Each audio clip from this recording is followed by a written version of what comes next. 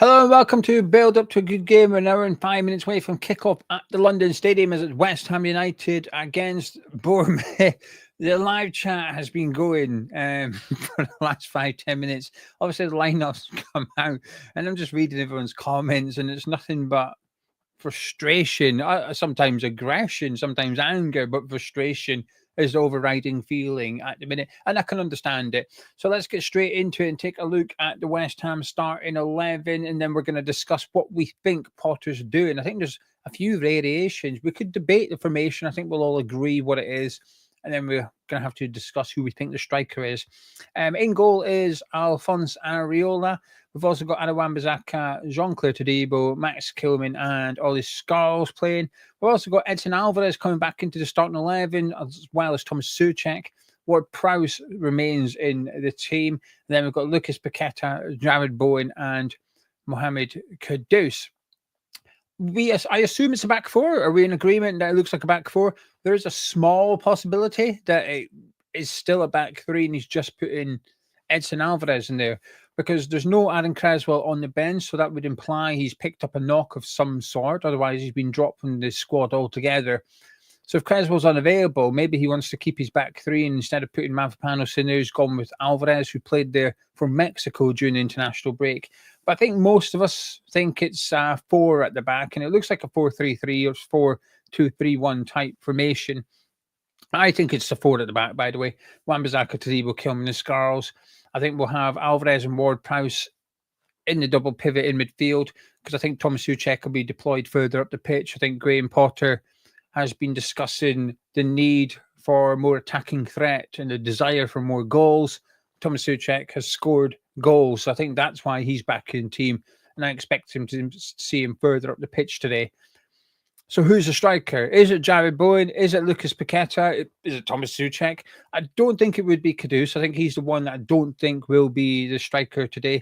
My hunch is that we will see Kudus on the right, Paqueta on the left, Bowen up front, and Souček almost as a number 10 to some extent. So that's how I see it. Let me know how you see it in midfield. We're all going to take a look at this and come up with a different 11. Some of us will agree with each other, but ultimately, no striker. Now, context is always important in these things, so let's take a look at the West Ham bench. We've got Lucas Fabianski on the bench alongside Vladimir Sufal and Konstantinos Mavropanos. Guido Rodriguez on the bench alongside Emerson. We've got Soler on there, I think. No, we don't. Yeah, we do. Soler is on there. I've typed up correctly. Soler's on the bench alongside Guilherme, Füllkrug, and Ferguson. So 2 strikers on the bench, but neither starting for West Ham this afternoon. So Damien agrees with me. He thinks it's going to be Bowen up front, Paqueta left, Kudus right, and then AD reckons Paqueta's a false 9. Either. I think it could be either. I'm sort of 50-50, but be a boring build-up show for Saturday. Don't know what he's doing. The end. I'm going to have to give him a hunch, and I think it'll be that Bowen up front. We have seen Paqueta played as a false 9 under Potter, and I thought he's done all right, actually. So maybe he's gone back to that. But I feel quite confident that Thomas Souček will be almost a number 10 this afternoon. We shall wait and see. In regards to the striker situation, there was a report to come out just before the lineups come out that Füllkrug picked up a knock in training and he's not fit enough to start, but he's fit enough for the bench. And it is frustrating. I understand why he doesn't want to start Ferguson after what we've seen at the Molineux. Although I would suggest that was down to tactics as much as it was down to Ferguson. It's not like every ball that went up to him he lost. He just wasn't getting much opportunity to do anything in the first half. So Füllkrug looked better. Don't get me wrong. I thought he was our best player against Wolves. But one thing I'll never understand is that this whole... Forget it's Füllkrug for a minute. This whole player Y is not fit enough to start, but he's fit enough to be on the bench and come on at half-time. I've just seen it now at Goodson Park. Saka, not fit enough to start, but he's fit enough to come on at half-time. But especially at the Molineux. So Füllkrug was deemed not fit enough to start, but he could come on at half-time and play the second half. And I will never get my head around that logic. So he's playing pretty much the same amount of minutes regardless. Surely it's better to field your strongest team from the first whistle, because when we fielded arguably our stronger team at the second half, we were already a goal down. You're already chasing the game at this point. Surely it's better to go at 0-0, starting whistle. You start with your strongest team. And if you can only play him one half of football, you take him off at half time, right?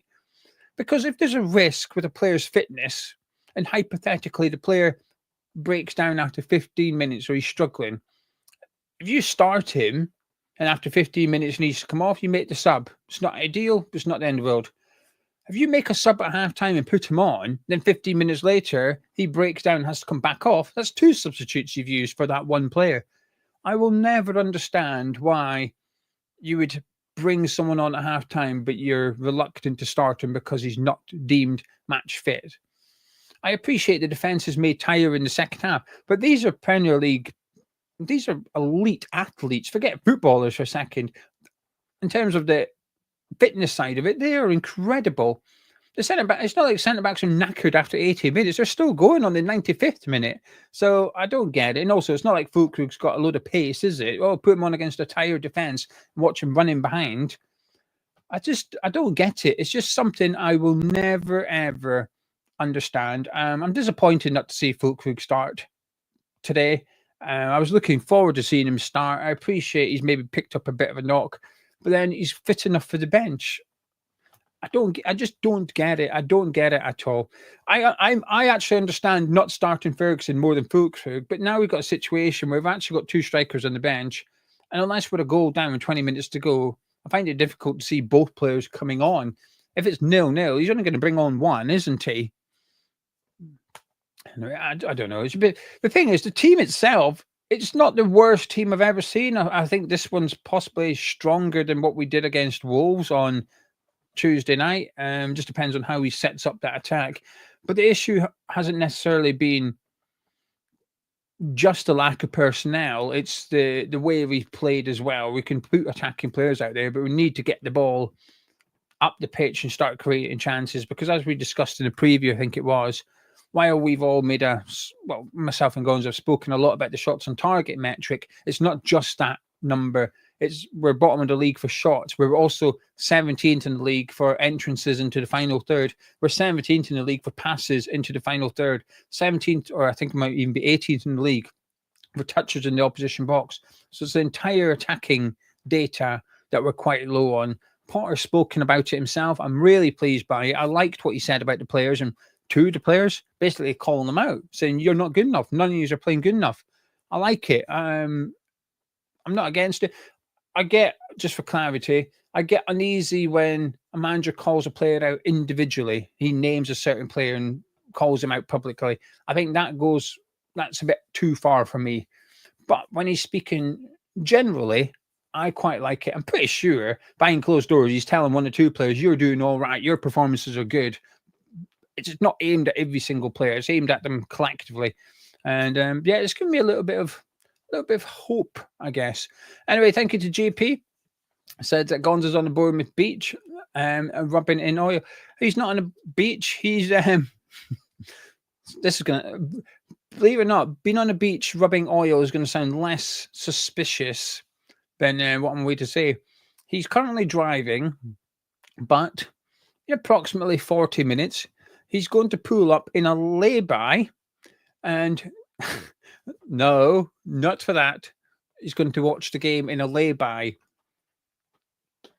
He's got an event to attend. It's his friend's surprise 50th. Hopefully his friend's not watching it. Otherwise, I've just ruined his surprise party. So he's attending a surprise 50th today. And so he's parking up just not far from the venue, and he's going to watch the game, do a review, upload it. Happy days. And for the patrons that know, he's been converting his van, hasn't he? So he's halfway there, but he thinks he's got it so that he can watch the game and record a video and upload it. So fingers crossed it goes well for him, because it's almost like an eventful big day. And yes, I know, Lewis, I know what it sounds like Gonzo's doing, right? He might be doing that. He's got 15 minutes between pulling up in the game. Plenty time. So maybe he will dabble in a bit of that. He didn't say he wouldn't. I also didn't ask him if he would. Anyway, the Bournemouth starting 11, Kepa in goal, at back four. They've got Adam Smith at right back, at centre back. They've got Zabarni and Housen at left back. They've got Kirkes. Central midfield, they've got Cook as well as Tyler Adams. They've got Alex Scott playing in the number 10 position. Possibly on the right will be Utara. On the left will be Semenyo. And up front will be Evan Nielsen. That is the Bournemouth starting 11. Today, a bloody good starting 11 as well. I think Ryan Christie will be a big miss for them. He's quite pivotal to the way they press. So it'll be interesting to see if, I imagine it'll be Adams that's likely to be the high energy central midfielder pushing up and trying. It'll be interesting to see if he can do what Christie does. He's going to be a big loss. Smith coming in, though, I think gives them more attacking options from the right-hand side of the pitch. I think when he's been out injured and been playing Lewis Cook there, he's done a fine job as a makeshift right back, but I do feel they lose a little bit of that attacking threat down that right-hand side. So today, I think Areola will have two attacking fullbacks rather than being left side heavy for this one. I've got one concern in regards to playing Bournemouth today, and I've got one hope. My hope is that Bournemouth have struggled against low block teams, and I think what we've seen from Potter thus far with that pragmatic style of football, it could work today. I don't feel like we're going to lose. I'm also not confident. I said a draw in the preview. I'm sort of sticking with that, even though I've seen the 11s. I'm sticking with 1-1 as my prediction. I think the low block could work. I watched a bit of their game against Ipswich. It was before and then during halftime of the Merseyside derby. I watched it, and they were just struggling. They just couldn't break Ipswich down at all. Ipswich sat in, and the result's a fantastic one for Ipswich, but I don't think it tells the tale of the game. I think Bournemouth were by far the better team, more of the ball, more possession, more shots. They just couldn't break down that Ipswich defence. I expect us to be better defensively than Ipswich. And as I always say, have more threat. I'm not sure, actually, because they've got Liam Delap and you've seen what you could do. Maybe not, but it worked. My concern is, I think Bournemouth are one of the best pressing teams in the Premier League high up the pitch.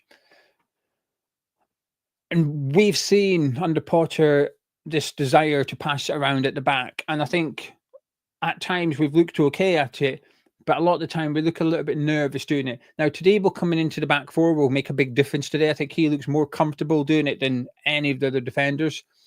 But at times when we're doing those passes, centre back, full back, midfielder, centre back, and eventually ends up with Areola going long, I feel like we've got off with it on a couple of occasions where it's got a little bit, and you just think that had the opposition been a little bit sharper, they might have pounced. We've not been punished yet. I'd be lying if I said I haven't watched us a couple of times thinking we're going to get punished at some point. My concern is today is maybe that day, because Bournemouth will be licking their lips if we start doing what we do, passing it around on the edge of our box and in our box as well.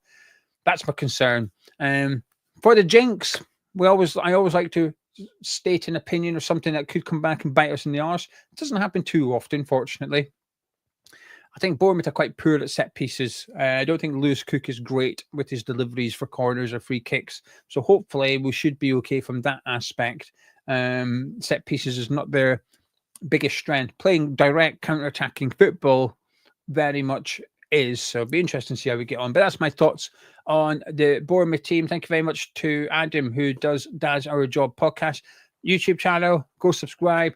Thank you for the £2 super chat. It says some hobnobs for your tea. Love the Dad's Our Job podcast crew. Adam, thank you very much. And the biscuit of choice at the minute is an M&S custard cream, and I appreciate M&S sounds expensive. It's 50p a packet. I think they're possibly the same price as other supermarkets, but they're big and there's a lot of filling in them. Delicious. Need to stop eating them, but I'm enjoying them. Happy life, right? Anyway, time to do a little bet. Shall we have a little bet? I'm loading up a bookie, which I will not name because they do not sponsor. Let me try and find the football, because it's the Grand National. It's just Grand National stuff everywhere today. Let's load up the West Ham game. Oh, it's still 1-1 at Goodson Park. West Ham, there we go. Before we get it on, as in the bet, Just one point in direction of today's video sponsors, Match Bingo. That place, Match Bingo. Links in the description below. If you haven't already downloaded it, please do. It's completely free to download and sign up, but it is a gambling app. So please do gamble responsibly. And you have to be 18 years or over. What is Match Bingo? You purchase cards for this game, bingo cards for the West Ham Bournemouth game. It'll give you 15 events you need to happen in the game. Now, you don't need to get them all to win money. It pays out the first person to get the first line, first person to get the second line, first person to get the full house. Plus, there's a bonus pot as well, £250 up for grabs, and it's only £2 per play. Got two promotions. Number one, if you're a newbie, if you sign up right now, deposit £10, they'll give you £10 credit for free on top of that as well, giving you 20 quid to play with. Plus, regardless of if you're a newbie or you've been playing it for over a year now, 4, 4, 5. There you go. 4, 4, 5. That's it. You buy 4 cards, you'll get your 5th card free. So it'll be 8 quid in total, but you get 5 opportunities to win some money. And you can win all 3 things. You can win first line, second line, and the full house as well, as some people have. Anyway, right then, let's have a little look. What we fancying in the live chat? Anyone fancy anything in the live chat? Anyone to score? Shots on target? Fouls? What we fancied? Whenever Gonzo's not here, we tend to do a bit better. I think we've won about 4 bets on Hammer's chat. 2 of them were when Gonzo wasn't here, right? So our chances of winning increase a lot. So what we're fancying, I'm going to put in something I fancy. I'm having a bit of Thomas Souček to have a shot on target because I believe he's going to be further up the pitch and getting into the box. And Damien's in. I know people have given score. I won't put a score prediction in. I appreciate why people say 2-1 Bournemouth and whatever. I get it. But if it's not 2-1, the whole bet's dead. I prefer it to last 90 minutes. Bournemouth to have a shot on target. Yeah, we'll go for that. I don't mind doing a big bet today, like 6 things to happen. And then someone to win, hopefully 100 quid or something like that. Both teams to score, says Michael. I quite fancy that one, actually. I think Potter's got to throw a little bit of caution out the window for this one. So we're going to whack a bit of both teams to score. People are saying Paqueta booking. The problem is we don't know where he's going to be playing, do we? He could be up front. He could be in midfield. We're not sure. Born to score, people are saying. Let's do score or assist. Let's give us 2 opportunities to win that one. Lots of people are saying Paqueta booking. So what we'll do is we'll do Paqueta to commit. Will he do 3 fouls? Will Paqueta do 3 fouls? Depends where he plays, doesn't it? I can see it happening, can't we? We'll do it. Paqueta to get booked. Paqueta card or Paqueta 3 fouls? Which one? We'll do one of them. They're similar odds, to be fair. We'll see what you are saying in live chat, and I'm going to take your people's advice. You can't do Fulkrug to score second half. It's not a thing you can. Damien's the same with me. It's all right if he's not up front, but we don't know where he is. Right. Cyber says card. Avid saying fouls. Wonderful. Mark saying fouls. Westwood saying fouls. Let's do the fouls.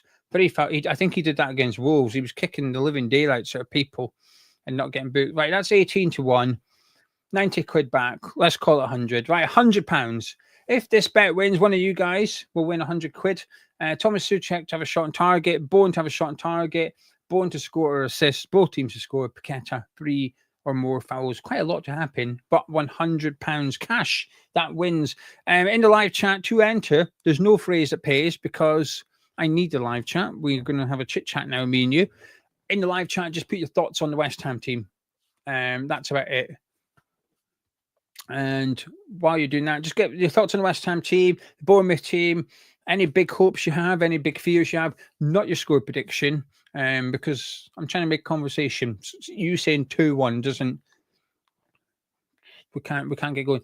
Guys, thank you. That's a really good point. Anyone that is a patron that's done a prediction competition, let's put Kluivert as the first goal scorer. He's not in the squad at all today. So if you go onto Patreon, delete your prediction and put a new prediction in to be in with a chance of winning whichever prize you're subscribed to. Signed Jimmy Walker book, signed Tony Gale book, signed Paulo Di Canio's captain's armband, and a signed Sir Trevor booking shirt, which is here actually. The booking shirt's here.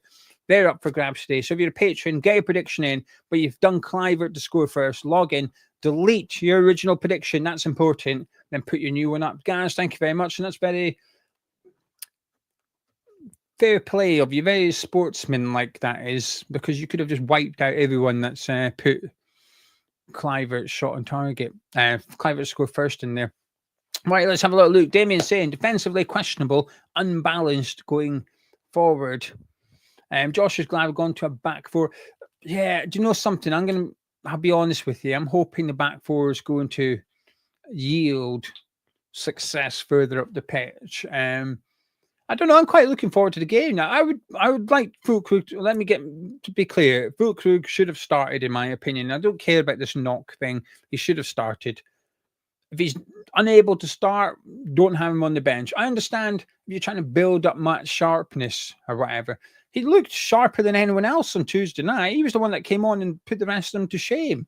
And he's been back in training for quite some time now. He's back before the international breaks. He's had at least a month's training with the first team. So that's the thing. However, I've seen 11. I'm intrigued, to put it like that. It'd be interesting to see how we get on with the back four. Freshfielder says Füllkrug for Ward-Prowse. Ralph saying Ward-Prowse and Souček has never worked. I think Souček might be further up. I think it might be Alvarez and Ward-Prowse. That's how I see it. Avid, glad to see back four, but we need Bowen on the right. That's where he's most effective. I completely agree with that, by the way. Chris saying we need a bloody striker. This team is not going to score. Frank is saying it's the best lineup available for Potter. Ion is also saying it's good that he's stopping 5 at the back. Michael thinks it's a dead midfield. No pace again. Red Sea comes to mind. Steve said, don't think all team have their hearts in the fight. I was reading, just before I came on, I was reading how I like to keep up to date with how the loan players are getting on for obvious reasons. And I was just reading Huddersfield. And there's a bit of someone put up a comment, and quite a lot of people agreed, which was Callum Marshall is the only player trying at the minute. That he's literally the only one giving 100%. And they were saying, how embarrassing is it? The only player with the work rate is the player that they don't even own at the minute. So it sounds like things are going really badly at Huddersfield, but Marshall is impressing, at least with his work rate. Dorset Irons unusually confident. Alex is saying, who do you think striker? I think it'll be Bowen. Who do you think? I don't know, just to be clear. I'm just guessing. Jack wishes we're playing a striker. Avid shock Ward-Prowse wasn't dropped. He definitely deserved to be after Tuesday. I can subscribe to that. Steve's disappointed. No Füllkrug and angry Ward-Prowse is starting. If we concede first, the game is over. The one thing I will say regarding Bournemouth is that they are the 4th worst team in the league for holding on to leads. Now, that data can obviously be a little bit iffy, because to drop points when leading, you've got to take the lead first of all, haven't you? So I would expect teams like Bournemouth to be higher up the table than teams like West Ham and Ipswich, because we don't score first enough. But they are 4th worst, so they do sometimes struggle to hold on to leads and play possession-based football. Steve said, tried this system already, doesn't work, no bloody striker again. Surreal Frame said, any manager that looks at Ward-Prowse and thinks he's the best midfield option causes him serious concern. Tom said, feel the need to always start with a striker. Joan is okay with the team except for the Füllkrug exclusion. Ricky saying, what's the point of Füllkrug and Ferguson on the bench? There's no way Potter will bring on both. It's a waste of a sub spot. Simon saying, come on, you Irons. A like for me. Thank you. Thank you, Simon. Helps out the video. Hughes said it feels like we're being stitched up.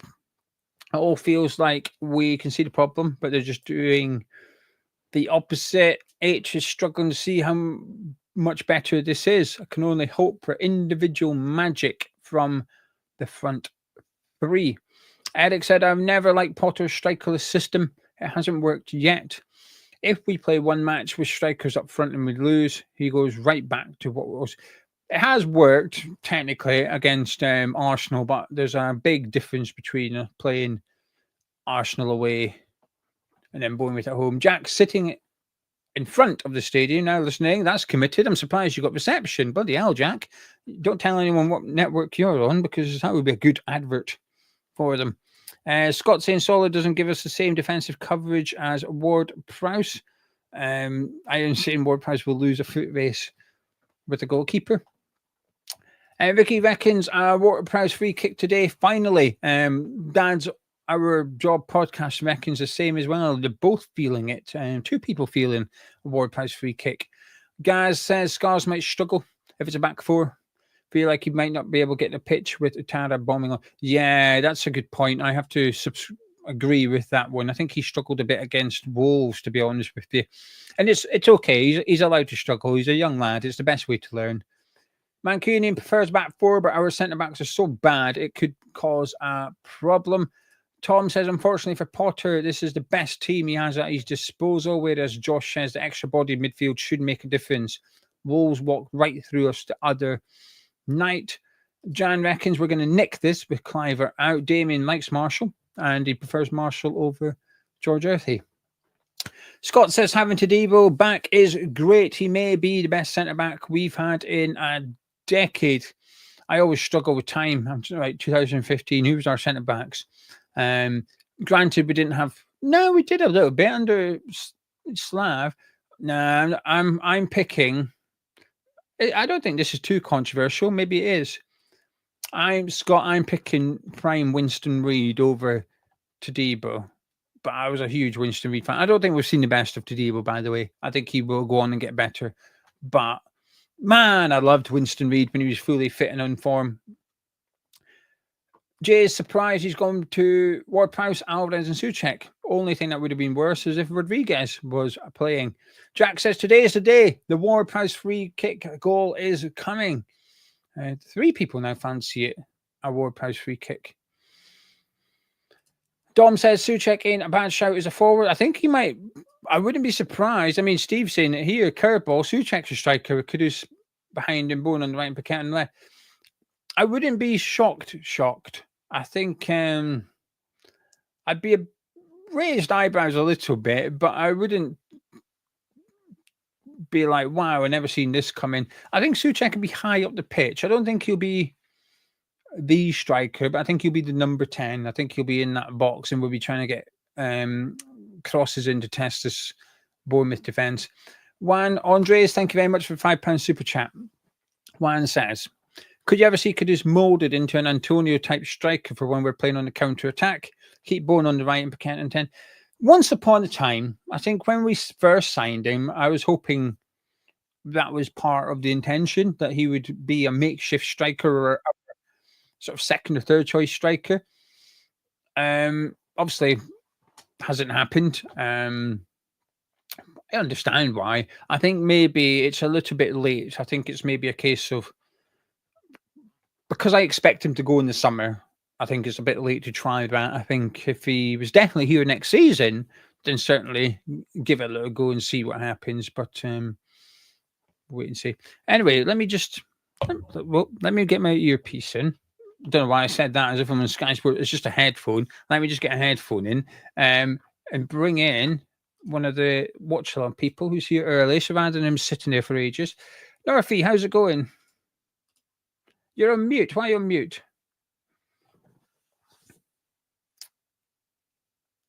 Yeah. Oh, okay. Right. We won't bring in the guy from the watch-along. We'll let him. He's the way to sort that out. Anyway, right then. West Ham Zay says Souček striker's mad if true. Even if Ferguson hasn't been great, sure. I mean, that's the one thing I will say. I think I wasn't happy with Ferguson's performance, but I had a bit of sympathy for him, and I felt like it was a tough game to evaluate him on. And I would have been okay if he stuck with Ferguson for this one. I don't think you can just give him one shot and decide that's it, out the team again. I think you've got to give him at least 2 or 3 games. And, Potter said the reason Ferguson didn't start so soon was he needs to build up his minutes and his match sharpness, but it feels like he's quite ruthless with Ferguson. He's put him in and gone, oh, you've been crap, get out of the team. Well, hang on a minute, you said he needed minutes, and now you're suggesting that his performance wasn't good enough rather than the fact that he needs minutes. I would have liked to have seen him start as such. Well, I would have preferred Fulkrug, but is it no striker or Ferguson? probably Ferguson. However, I don't know. I've just got this feeling that. By the way, Audi, hang on a minute. I never said Wolves was a tough game. The role Ferguson was asked to play on Tuesday, I think, was tough in the sense that he was miles away from anyone and got the ball booted at him. Right, Northie, you back? All good now? Yeah, you're all good. How are you feeling with the team? It's hard. I keep trying to be optimistic, but it's changed. Don't want optimism for the sake of honesty. What you got? I mean, we need so many. I think we need such a clear out. It doesn't really matter. I think the one thing that surprised me, because I thought that Fulkrug actually did well. I think Fulkrug and Wan-Bissaka were the two best players against Wolves. They're the only ones that seem to really do much. So I'm gutted that we don't really have that striker there. I mean, Ward-Prowse he loves, doesn't he? Absolutely loves Ward-Prowse. But when you look at that bench and you look at Rodriguez, Guilherme was absolutely anonymous. I mean, I probably would have maybe put Soler in because we're at home and let's go for it a bit more. So that's the one I would have swapped. So yeah, you just don't know what's going to turn up, and that's the problem. Like we did do these watch-alongs. I come to them going, I think we've got a chance. That's why I wore my On the Beach T-shirt, because that's where I think, oh, this lot are. I like that. I think I don't know. I'm feeling more optimistic for today than I was on Tuesday against Wolves. I don't know why. I don't know how to explain it. I think Bournemouth are out of form, missing Ryan Christie. I'm not completely against the starting 11, but it depends on how we line up and how we play. That's the thing I'll always say. Even if he was to put Ferguson in, let's just say Ward-Prowse didn't start and Fulkrug started instead. But wow, that's an attacking 11. But they've still got to go out and play attacking. That's my issue. The starting 11 is only half the battle. The other half is, well, how are you going to, how are they set up? How are they going to play? Because you could argue the team that played Wolves was reasonably attacking on paper, with Paqueta playing central midfield and then Bowen and Guilherme in the 10s. But there was just nothing from us to get us up the pitch and create chances. So I think the lineup's only half of it. And I'm looking at this and I think, how do you think we are playing from an attacking perspective? Do you see it as 4 at the back? Well, I just think there's no cohesion in the team. When I look at this, I just think they don't really press as a group. They don't seem to, they just seemed all over the shop. I can't really see, and I'm really trying to give Potter the benefit of the doubt. I'm really, I don't want to be a Potter out way too early. But I always said that when he came in, he kind of gets a free range. It's a very long pre-season. But I'm not really seeing any improvement, and that's the kind of worry. You think, well, at least you stamp your style and say, we do want to play the West Ham way and we want to be a bit more attacking. And we've got some good attacking talent, but they just don't seem to run as a group. There's either like Bowen pressing and others stepping off. Having 5 at the back is always weird. So at least we've got a bit more in midfield, but we know our midfield's really weak, and that's the problem. So it's fine cutting out a defender, and then you're still having a Alvarez. I don't rate Alvarez anyway. Ward-Prowse isn't particularly great.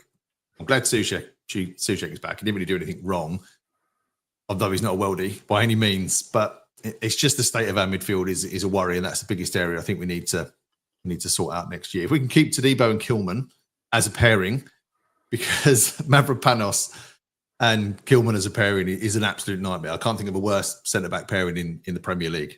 Every time you see them, it's just a nightmare. So you never know what you're going to get. It's a complete surprise. Who do you think is striker today? Bowen. Dan's is saying, Adam is saying, if Arteta can play Marino up front to go return of 6 and 8, why can't Souček up front not work? He's our most important player. Do you subscribe to that, or are you not so keen? I wouldn't put him as a striker. I just don't think he's mobile enough. He gets around, but he's not one for turning. So I don't think he can turn defenders too much. But that's fine if you're going to play wingers and put lots of crosses in. But that's not really what we do, because we always have these inverted wingers. We play Bowen cutting in, and Kudus doing the same. So crosses don't come. So I don't think having a tall striker, although he's good in the air, and it can't be any worse than what we're doing at the moment. So maybe we do need to try something else, but I don't think it'll work. Yeah, I think that also the Marino thing was because there was no other strikers. Yeah. It's not that we have no strikers today. We've got 2 sat on the bench and another one not even in the squad. Now, I don't want to see Danny Ings, but my point is there's 3 fit strikers for Potter to choose from. So I don't feel like we should be looking at Souček a striker. And I think if that happened and I was the board, I'd be saying, well, what do you sign Ferguson for? You're just going to stick the guy you already had up there. What was the point of bringing the other striker in? I think he'll be Bowen up front, and I think he'll be Kudus right, Paqueta left, and Thomas. I think Souček could be sort of in a number 10 role. I think he'll be getting in that box. So it'll be interesting to see what we do. Anyway, I'm going to love you and leave you, Dorothy, and get Nick in a second. I said 1-0 in the preview. I'm going to stick with 1-0. But before I go, Nick, how are you feeling? Oh, my head's quite large, isn't it? In literally and once I disappear, you'll zoom out. How does one feel as a West Ham fan these days? I'm hoping we might score 1 goal. That would be nice. Imagine that, because I think even though we will lose, if we score a goal, I feel like we'll be part of the Premier League conversation on the weekend, and we'll be like, oh, the highlights. Look, West Ham got a goal. So that's really my hope, that just the ball crosses that line in our favour. Interesting. Right. Well, I'm going to leave it to you to discuss the ins and outs of the starting 11 and interact with that lot in the live chat who are not feeling too optimistic. Well, Fortune's down under TV is. He's thinking somehow we're going to win 3-1, but he doesn't know why he thinks we're going to win 3-1. I'm going to love yous and leave yous, but enjoy. Thank you very much. Cheers, Gio. And yeah, I think that 3-1 is the optimism that kind of keeps us all coming back to watch West Ham. It is blind optimism because there isn't really anything concrete that we can hang a hat on and say, I've got a real strong feeling we're going to win today, Nick, unless you do feel we're going to win. No, not even slightly. I mean, obviously, Cliver is he not even on the bench? No, he's. I don't know if he's on the bench, but I don't think he is. So I thought. I mean, I was sure he was going to score against us because he's a very good player, and we're crap, and good players score against crap teams. That's what they do. So with him out, yeah, maybe it won't be a drubbing. Like I say, we had stupid optimism occasionally over the last 2 months, and look where it got us. We've had no goals on many occasions. Not only no goals, but just terrible games.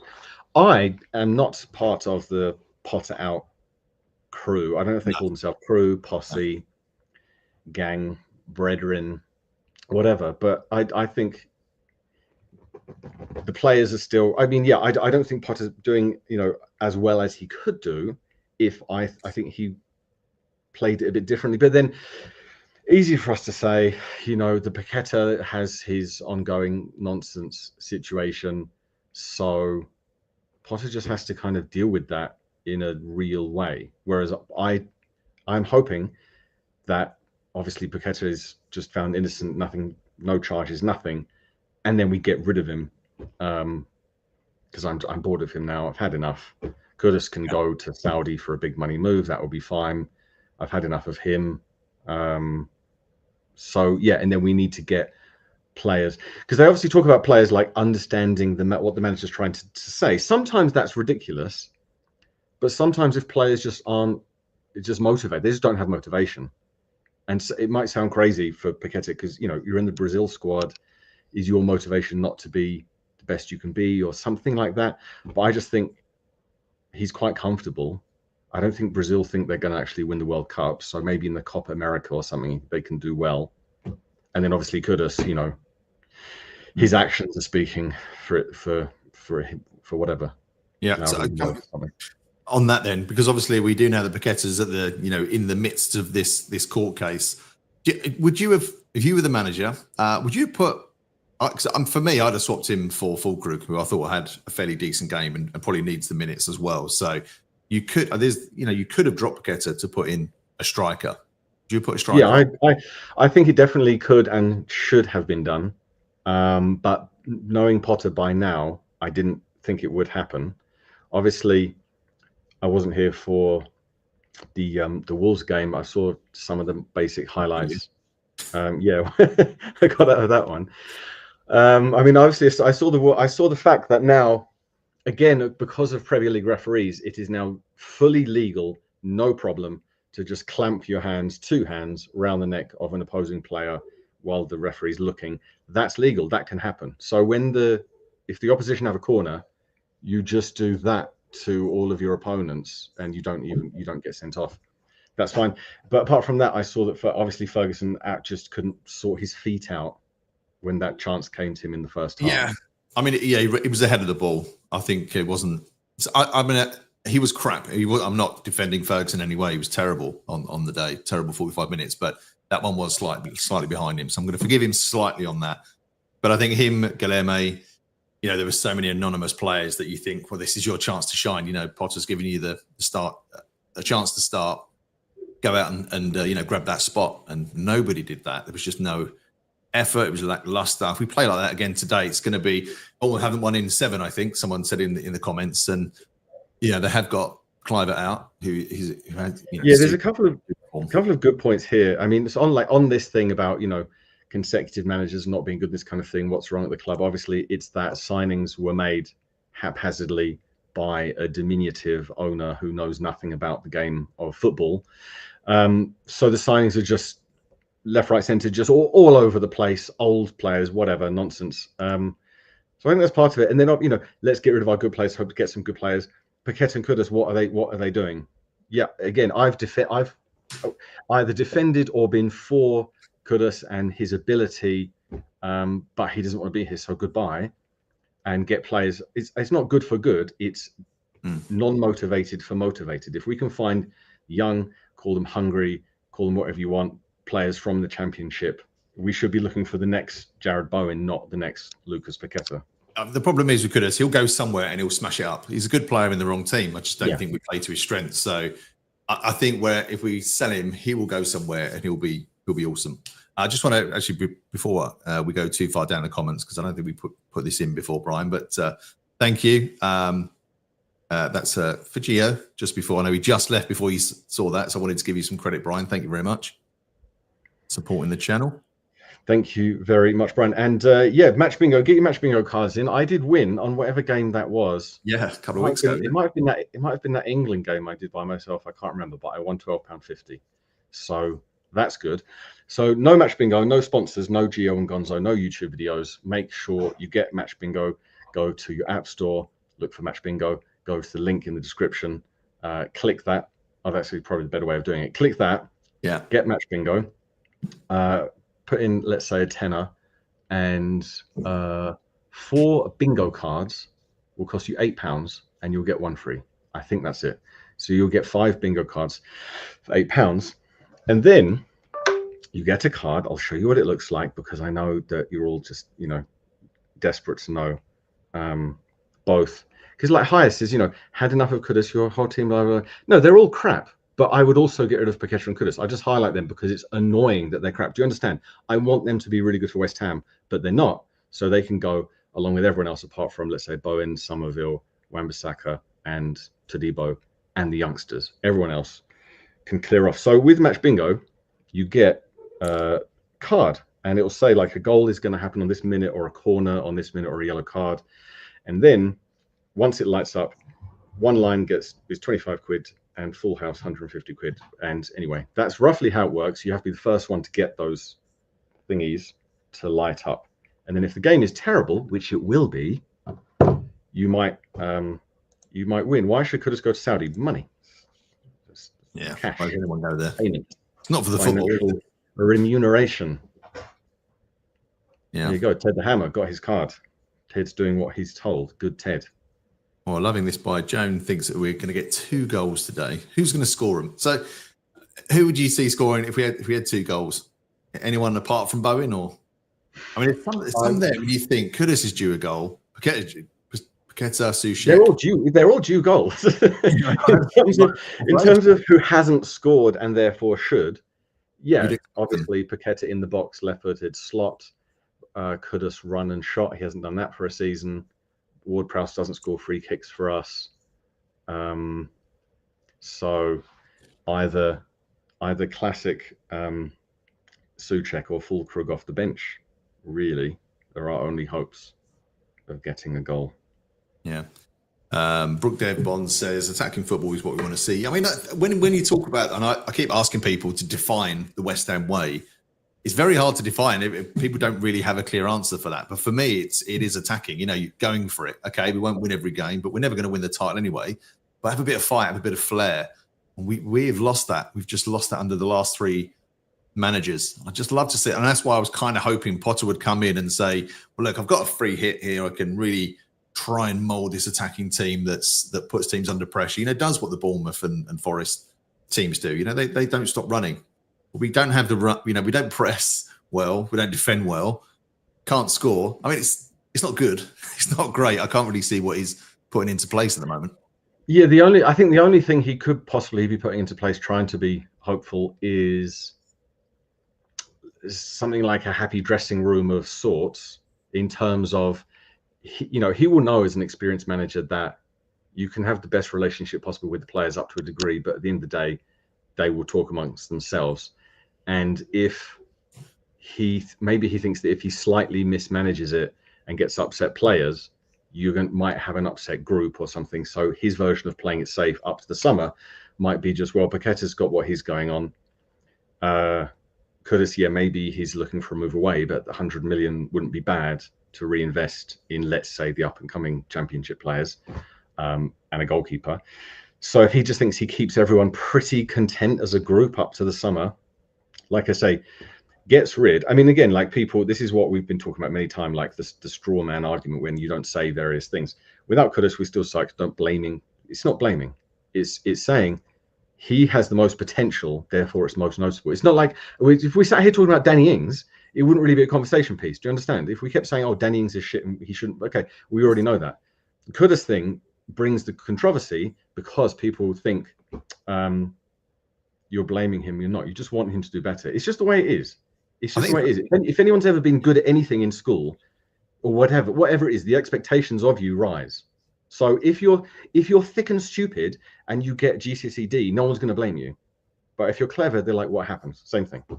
Yeah, I think it's like having those matches, isn't it? You have certain players in a team when, if you're talking about, Leicester had Vardy when he was on fire and Southampton had Letizia. There's always somebody who can actually just be a match winner and get you something. And that's what I think we hoped Kudus would, even when we're playing crap, you get us a few goals, important goals just to get us those points we need. But we are where we are in the league for good reason. We've gone backwards. And is that possible to go backwards under Potter? But we definitely haven't gone forwards. I mean, that's my worry. See, still not quite understanding. Not quite understanding. So if Kudus was playing as well as he could do, I would love to keep him at West Ham. Love it. I would love him to be a legend for us. He has the ability. We've seen it. Some people don't think he even has the ability. I am committed to the world-class ability Kudus has. But if he's not motivated to do it for West Ham, we have to face that rather than just go through season after season of the same thing. If you want me to blame the whole team for so-called sucking being bad, we can do that. But we've been doing that. Obviously, I think you're quite new to this chat. If you are new to this chat and you don't know, then GP raises a very important point. I'll take that away. But yeah, we do that all the time. This season, we've blamed pretty much everyone. I won't blame Jared Bowen. I won't do it. The words won't come out of my mouth, but others have to. We've blamed everyone. So don't worry about it. I think it's important. If you said you had 11 Jared Bowens on the team, you'd have a chance. If you had 11 James Ward-Prowse or Kuduses with the form they're in at the moment, we'd have a problem. I mean, this is a good point as well. We've got nobody that can thread a ball, runs off the ball. Running off the ball is non-existent, and we brought in James Ward-Prowse who can't pass it. We need someone to link it up or drop the forwards' heads. So yeah, the forwards, and again, I mean, it's tough on the forwards because they're not getting that service from midfield. The flow, it just doesn't seem to work. There's a disconnect somewhere. I can't quite put my finger on it, but you can't keep saying these players are off form for this long. All of that many off form. You have one or two, you can cope, but we just I don't know. I don't know what's going on. Yeah, I think it's a mix of things. I don't think it's anything to necessarily pinpoint. However, obviously this will again seem like blaming, but again, if you have Paqueta in that role, that role on the pitch has a list of jobs, and he rarely does them. And it's whenever I talk about him, I talk about demanding the ball. He doesn't really do it, and he's got the ability. He could do, but when he runs to get a possession from his teammates, it's quite a half-hearted way he goes to get the ball, and he's not doing what he did previously, what we saw him do, which is the quick turn pass. He's just playing it a bit casual and a bit careful. So, and we just have to have him in that position at the moment, according to DC actually has said that he's at a 2 out of 10 optimism today, which I think is quite high for where we've been at the moment. But I think we're all feeling like that, and that's an issue, isn't it? That's the problem. If you're a new manager coming in, you really want to get the crowd, the fans on your back by giving them something, and you're just not getting anything back at the moment. Yeah, I mean, Chrissy James, like, again, that's Kudus plays a different position every week. No wonder he doesn't care. It's fair enough. I'm not saying it's his fault. I'm just saying that's the situation we're in. So if you could get that much money for him, don't tell me that there's not replacements out there.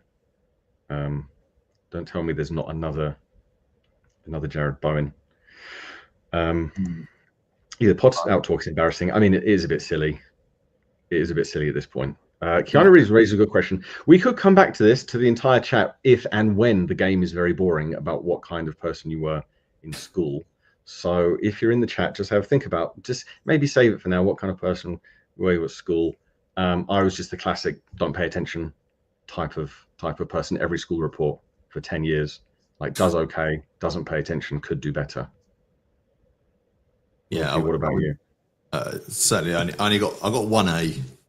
That was it. So, it was obviously, I don't know what this new system is, like 1 to 9, isn't it, at the moment? But yeah, it's the same thing. It's the same thing, but just numbers. Yeah.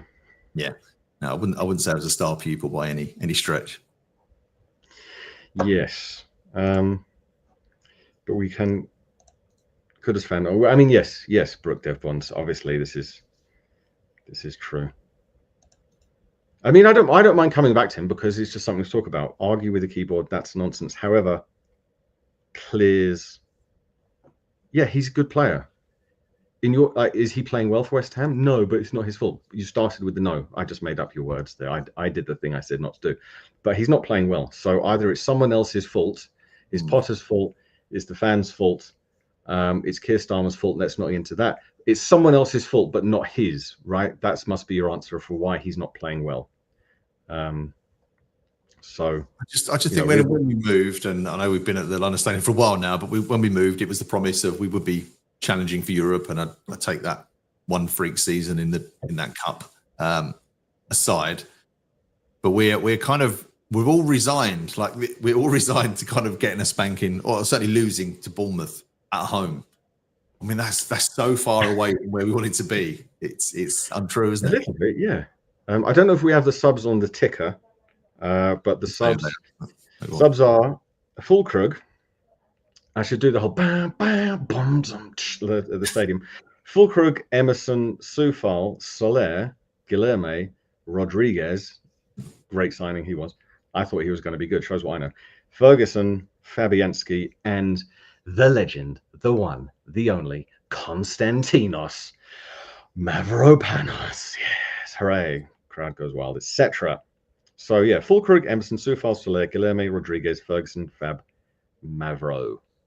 They are the subs. So I'm hoping it's full Krug off the bench, not Ferguson, because I don't also care about this whole like the difficult role. Fair enough, but he's had 2 chances. He hasn't scored them. He had that chance to make it 3 against Leicester.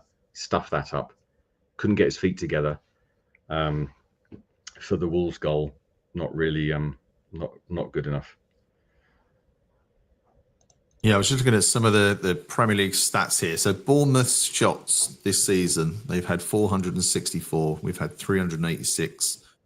Just quite a bit of difference, isn't it, really, when you think it kind of shows where we are in the league, really. But yeah, our shot conversion rate, 8.55%. That's shocking.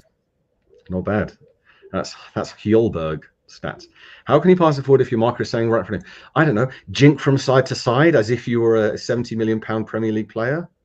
Fool him into thinking you're going one way, but then sneakily go the other. That kind of thing. John's already answered the question. A dreamer who kept looking out the window and attempting desperately to sleep.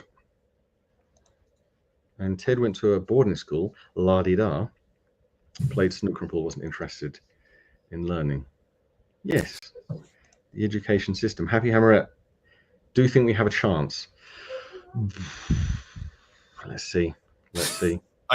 Yeah, it's really tough to the form.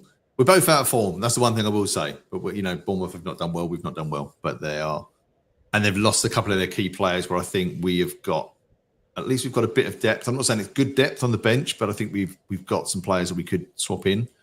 So I'll put a slight favourites, and we're at home, so I would put a slight favourites, but I think it'd be tight. 1-0 maybe West Ham. Nonsense. Leon is starting a poem. I'm not sure how this is going to, but when his head is turned, he weakens the team. So if you could complete that poetically, Leon, have a think about it. When his head is turned, he weakens the team. Something, illegal stream. It kind of attacks failed many times this season. Well, yeah, obviously, it's a false attack. The whole thing is false. We've got false wingers, a false something else.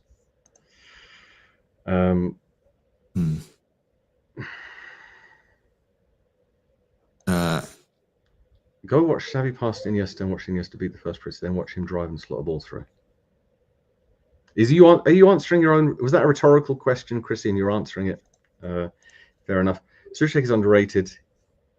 Yeah, I mean, I would keep Souček. He's the bench player. I wouldn't necessarily. I don't believe he can get us to my ambition of being a top 6 club, getting 6th, going back into Europe. That's what I would like. He scores goals. He proves it time and time again. So I think just a really good. Yeah, he's a solid Premier League player, but he's certainly not. I wouldn't say he's a European level player. Yeah, not Europa. Conference he could still pop up. Realised all for absent.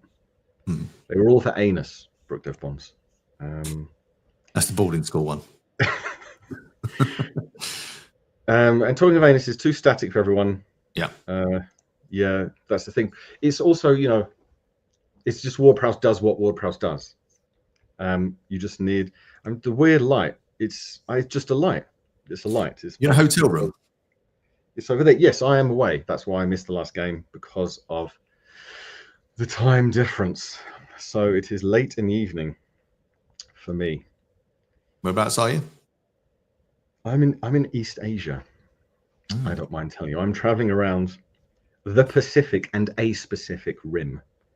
At this point in my life, disruptive, lazy, didn't do any work. Good grades, relatively. Good for you. Pablo has accepted we'll lose. The question is by how much? Playing for futures. Troll's talking about the stock market. Yeah, absolutely right, Troj. I think it's strange here. I mean, we know there's a few out of contract that are going to go, but the rest, do they want to be here? It doesn't look like they want to be here, and that's the weird thing. When do we ever get that bounce? I can't remember the last time we had it. We'll have it in the summer. I'm sticking onto mad optimism of the academy players. The academy players, championship players, yes, they will be technically worse than Mohamed Kudus. I know that. But they will have things to prove. I agree with this was. So past tense, absolutely. Mm-hmm. Present tense will pop up with the goal. Keep him in the squad. Next season.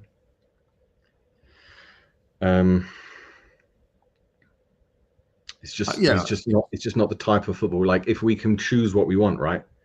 If it was, again, he's been good for us. He'll be good for us as a bench player for another couple of seasons. But I'd rather dream of better passing from Jeff there. GP mentioned, I saw that. See, I put Maverick Pounds in the team just for excitement, says Hasib. Man, this here. GP refers to Happy Hammerette of Claret and Booz's Nick. I don't think I've watched him in a while, but I think I saw the thumbnails, so I presume he's already at explosion levels. Oh, that's getting exciting. Is Bowen up top again? Who knows? Soon find out. Let me just check what are currently legal Asian streams. That sounds a bit dodgy. You'll be fine where you are. No problem. I think tap away. Yeah, I think we've missed something. Unless Fulkrug maybe wasn't. He looked really. I say really good. Him and Wan-Bissaka were definitely, for me, the two best players. So I would have kept him in. So I think it's harsh to drop him. Paqueta again was a bit anonymous. I know you only watched the highlights, but he didn't really do much. Nick, he was a bit pony. Yeah, he wasn't in the highlights. Suffice to say, he didn't pop up. Dave has 6 match bingo cards for the game, £1 bet on the national. Oh, was that tomorrow? I don't know. Today? I don't bet on the national. Have we? I don't think we've done actual score predictions yet. That reminds me. I'm starting to get all hot and bothered talking about West Ham again, as usual. Yeah, I'm gonna say 1-0 because we can't keep losing. Why? What's wrong with you? Why would you say this? I tried to be optimistic, and then I go, "Oh no, we're going to be crap," and then I still say 1-0. Only because I think they've got Cliver out, and they've got a couple of players out, and we're at home. I mean, actually being at home doesn't really count, does it? That hasn't worked for us, but I just think they've got a couple of key players missing. Yeah, I'm not saying sell it. I'm saying keep Souček, but in an ideal world, he comes and does what he does from the bench in the second half and in the Carabao Cup. That would be fine. But yeah, I just like a passing system next season. That's my opinion. That's what I would like. If you don't want that and you want Souček in the team, then fair enough. That is also your opinion. But yeah, so we got load of here. 1-0 loss, 2-1 Bournemouth, 2-1 Irons, 3-2. No. Here's a question for you. West Irons has said that they miss Lanzini so much. Would you think Lanzini would get in this team today? Yeah, if he was in form, we know he was just he was such a weird player, wasn't he? The flair level, the skill, there's things he would do, but then physically, he just wasn't quite there. So you get like a decent run of form, and then you'd get the game where he disappeared, but we wouldn't really blame him just because we liked him. Oh, Ben Rama, isn't it? Ben Rama looked good, but a complete show pony, where had some nice touches but did nothing. I'm starting to think that Paqueta's a bit like that. Yeah, I don't think. And it's when it's not, again, disclaim it's not a criticism of him, but he just, in talking about clever or thick, he doesn't necessarily seem the sharpest tool in the box, as evidenced by the things that he's going through now. And when he's going through this thing that could potentially threaten his career, and then we lose a bad game of football, and then you see him on social media, which is it's not his fault. He's just like reposting, his wife's social media post of her like wandering through doing the modeling. Like, it's just he's not quite all there. In a high IQ intellectual level. I'm sure he's a very nice person and helps, charities and animals and stuff like that. Let's see. 2 minutes to kick off. Rick thinks we will batter them 1-0. So, yes, we'll win 1-1. Haven't got anything up yet on the usual area. Still got 2 minutes to go, though. Pablo says that if we do get a 2-1 win, it has to be a comeback win in the second half, probably a Souček tap-in and a Bowen goal. I mean, we'd take that. But, we're slow starters, aren't we? Notoriously slow starters. I mean, if you do anything, DC, that's going to be Everton. If there's any hint of Souček going, Moisey will be on the blower.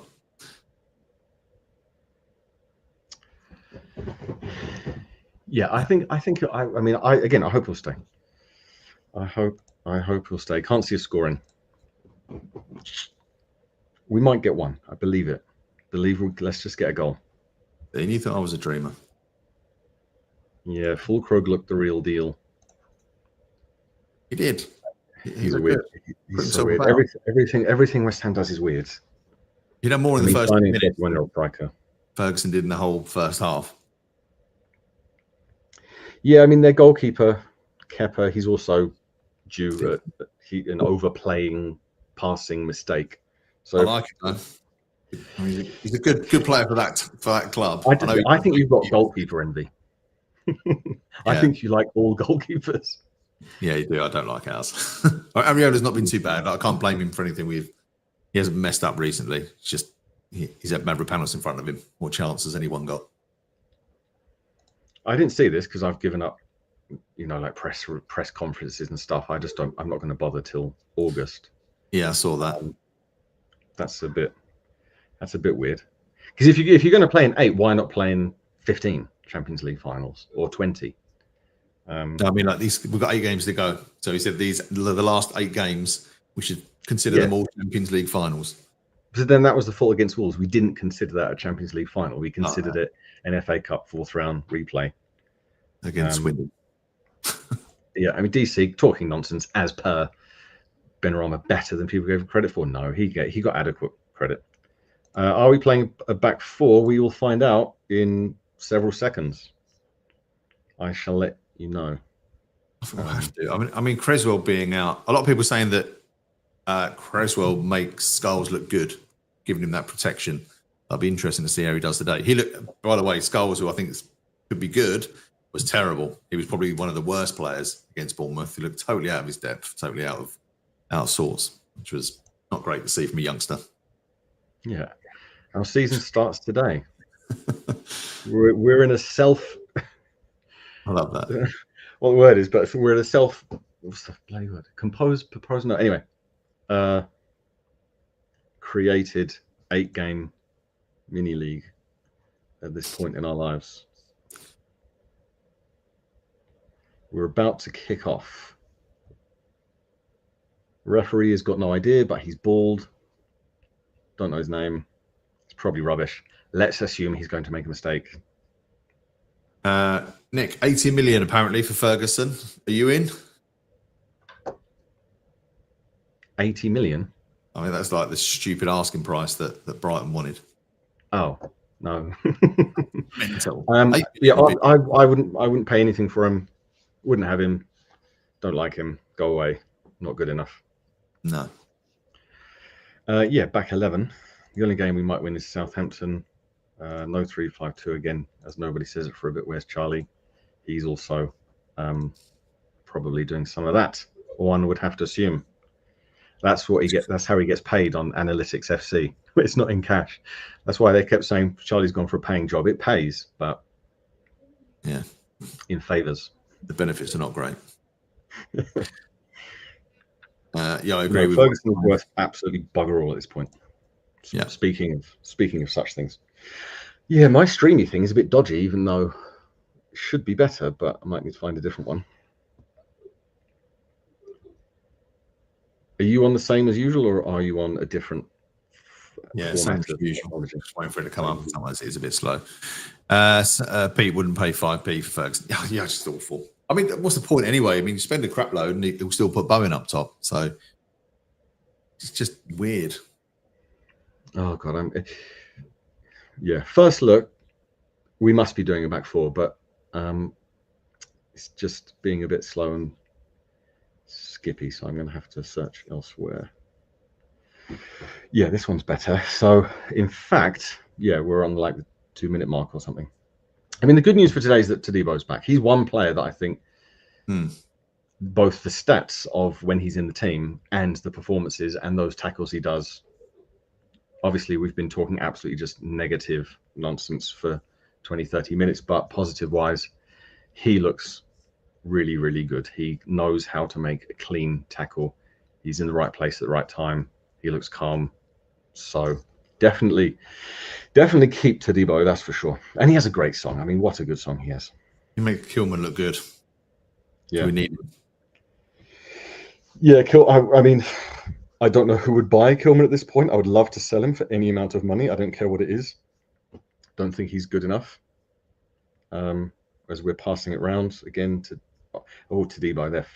He faked a pass to Areola and a bit fortunate to win a throw-in. But no, I like Tadebo. He's got that. He's got some kind of 80s look about him. I don't know why. Maybe because he wears socks around his ankles. Yeah, I like him. I think he's good. And we win another throw-in. So we're up stat-wise. Yeah, I mean, Trodge goes to the quite extreme level. But yeah, too many weird mistakes. That's the thing. It's the Mavropanos obviously does just, you could call it comedy if it wasn't so painful. Kilman just does weird things where he's like isn't in the right position, then jumps into the wrong one. Like, what are you doing? He's done it so many times. Massively harsh. I mean, just look at the goals. Look at the goals that have gone against us. And again, you could always say, "Oh well, yeah, the whole team," but I think there's several times this season, I want to say more than 5, where his positional sense has been terrible. Iffy. Just as simple as that. I still think the midfield don't help. They don't track back. They don't help the defenders. They don't help the strikers. We just seem to get overloaded in defence. Wan-Bissaka up the wing. I mean, we've had decent possession in the first 4 minutes. Goes into the box and goal kick, I think. But yeah, possession's been fine. Passing has been fine. Movement from defence up to attack has been fine. So no problem so far. What about JWP having the physicality of a 9-year-old boy? Yeah, maybe. It is more exciting to be at the match. Yep. Ferguson is crap, says Chrissy James. We're judging from a TV. I mean, I've been to a couple of games this season and they were terrible. Yeah, I don't think we're seeing. You'd see much different at the stadium. No, I didn't leave the stadium thinking we're on to something good. Nice pass from Bowen out to Must Be Skulls running up. Again, you know, we're playing okay. We are moving forwards when we get the ball. We're not lumping it. We're passing it around, and we're passing it around looking forwards all the time. Now Bournemouth have it in their box and we're pressing. And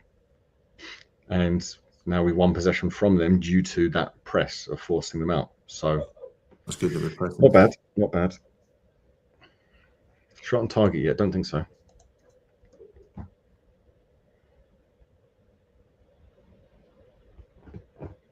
No, who would think of that? So they've got Evan Ilson up front. Semedo, he's good. He's a danger man, isn't he? Nice and play here. Wan-Bissaka going up into the box. Cross to absolutely no one, and we win a corner. But we did well to get it there. There was another game. There was another home game. Might have been in February, or it might have been against Leicester, obviously, because they're terrible. Where we started positively like this, or it could have been even. I think we started the Newcastle game okay for 10 minutes, and then we were just crap for a while, and then got better in the second half. But one of those games recently, it feels like that, where for some reason a good team, Bournemouth, 6 minutes have barely had the ball. Cross comes in, punched out, cleared. So yeah, whenever Bournemouth get the ball, they're doing the crap thing. They're just trying to like release it and thump it up the wing. We're doing fine. We cannot talk about such things, Ben, but if you go to the link in the description, you will find a link to Discord, Hammer's chat channel, which is not owned by Gio or Gonzo. I think it's all a bit confusing with the Discord one, but in there they have a streams section, I believe. And the time, I mean, it's, you know, it's 3:08, so 8 minutes. We're still passing it around quite nicely in the final third. No chances really created yet.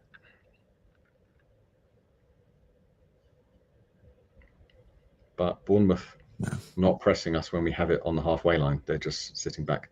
Lovely ball over to, don't know who. Oh, Kudus got that. Screen's quite small. I think he might have been offside, yeah. He was offside, but nice little ball over the top. Nice run in. Yeah, GP says problems. We've got managing team created by 2 previous managers and an owner who likes to get involved in a thing he just doesn't know about. Like if I was the owner of, let's say, a steel cutting factory, I'd be very hands off because I know bugger all about the subject matter. That's what our owner should do, but he just gets involved. And it's just weird that his decisions have been continually bad in the striker front, but no one has told him this. No one has pointed it out. I mean, we have to get rid of quite a few. We've got to get rid of at least 4, haven't we, that are out of contract, and then 2 or 3 others we might be able to sell. But he's got to stump up some cash. That's the problem. Yeah, well, obviously, Kretinsky's Royal Mail purchase apparently is about to go through or has been confirmed or something or other. So maybe if he thinks that is done.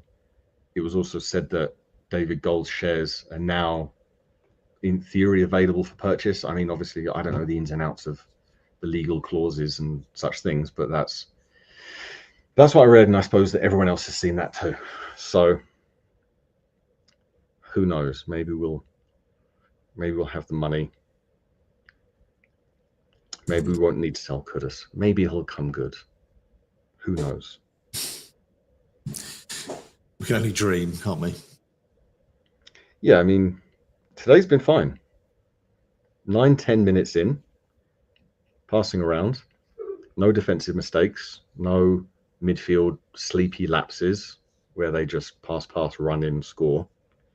Bournemouth have had the ball for the last minute or so. So let's see what they're going to do. Ooh, good save from Areola.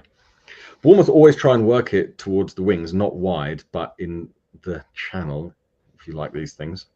That wasn't quite in the channel, it was more on the wing. But Bournemouth like to work it just on the inside of the box, on either side, and then get a low cross in. That's the way they like to score most of their goals. And that's what they tried there, but it didn't work for them.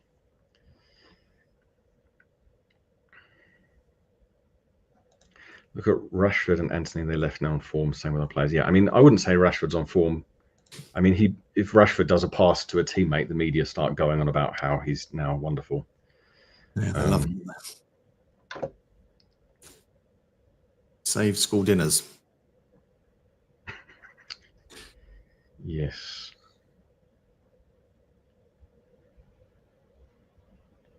E. Davis says that Emerson needs to start. He's like way better in every way. Didn't need that like there. Did not need a superfluous Californian like. That was American, wasn't it? He's like way better than everyone else. Just say he's better. No, I don't think he is. Just like say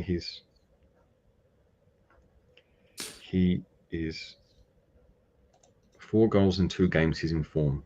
Does form last for 2 games? No, not having it. Sorry, but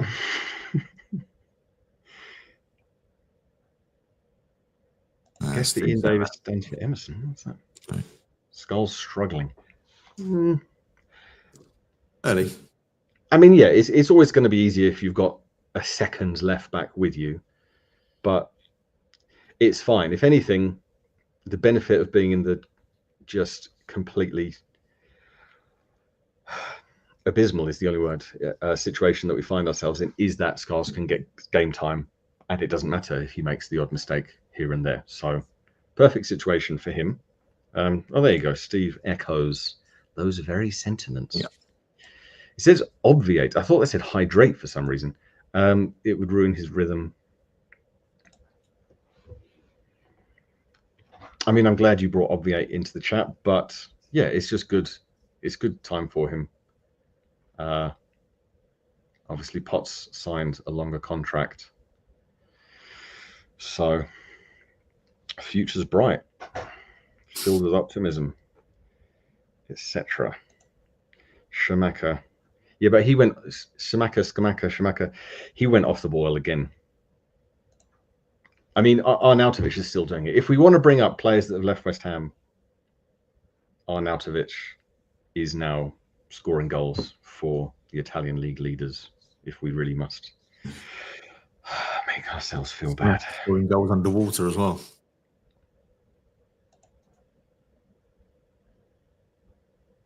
You saw that one. I used to say that about Mubama. I never liked Mubama. Didn't run. That was the thing. Cross into the box from Bournemouth. Yeah, I mean the game is petered out. We're waffling nonsense because the game is just like a lot of West Ham games this season. Just no chances created yet. Where are Bournemouth in the league precisely? I have absolutely no idea. Let me have a look. Higher than Wolves. Yeah. I mean, they've had more, but just like them, they were on the left wing, and their player was like, you know what? I'll just curl it into the box and see what happens. They're not really up for this, which is why I'm trying to get the tables up. If I can click the right thing, let's have a look. Yeah, I mean they're 9th, so they're 9th on 45 points.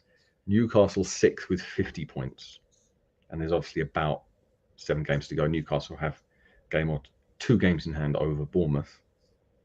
once this one's done. So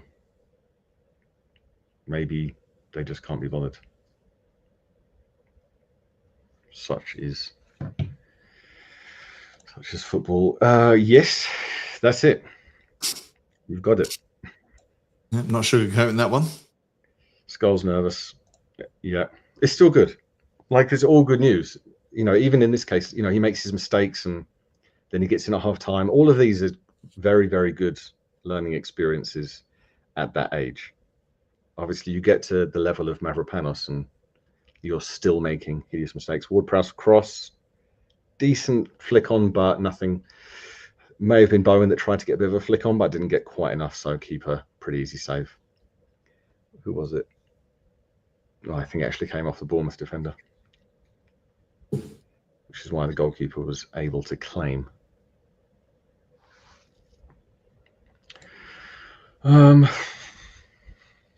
Yeah, I mean, obviously Skelly has the. Yeah. It looks like Tuchel and whoever's going to be after him will still pick players based on what club they play for. Phil Foden, of course, being the one who doesn't really seem to turn up in an England shirt, whereas Super Jared Bowen always does. And also Foden will just rest on his club form, reputation, and not put in the work. Still no significant chances, I'm guessing. No, I mean that ball flick off a Bournemouth defender's head, that was the best chance that we've had, and that wasn't really a chance at either end. No, they've also had an aimless cross. So I think we're getting closer to having chances. Like, you know, the Ward-Prowse one could have gone better. Now we've got a Wan-Bissaka throw in a decent area. So it's better than some games we've seen previously where we basically get to the final third and then give up and keep back passing all the time. We're not really, you know, we're not back passing, side passing.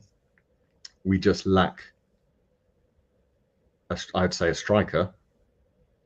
Would be nice to have a striker on the pitch. Yeah, as a focal point. And we lack a real attacking midfielder who is highly motivated to collect possession and then pass it on. I also thought this, yes. Yeah, why? I wondered why he switched up. Maybe he thought, you know, he's going to eat at the ramen place just outside the stadium. Mm-hmm. To be honest, you need to dress up to go to the burger vans there because the prices are so high. Yeah, I mean, God knows what they are. They're not burgers, I can tell you that much. Toothless again so far. Bowen is 5% sulking because he's not playing. No, disagree, strongly disagree. Not Jared Bowen. He doesn't know how to sulk. The word sulk is not in his wordage, in his lexicon. That's the word I was looking for. That's a nice word. Alvarez almost booked. That's a good shout. Get on Paddy Power. This is not gambling or financial advice, but Alvarez to be booked. Delap scores again. You must be absolutely shitting me. That is just adding to the price. Yeah, it's just added 10 million. Yeah. Let's have a look at any other scores because this game is abysmal. Oh, they're not coming up. I'll go over here.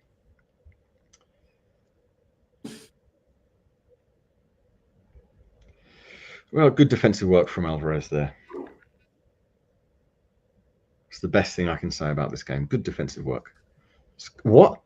Skulls gets hacked. Referee does nothing. Bournemouth attack. Wan-Bissaka clears up very, very well.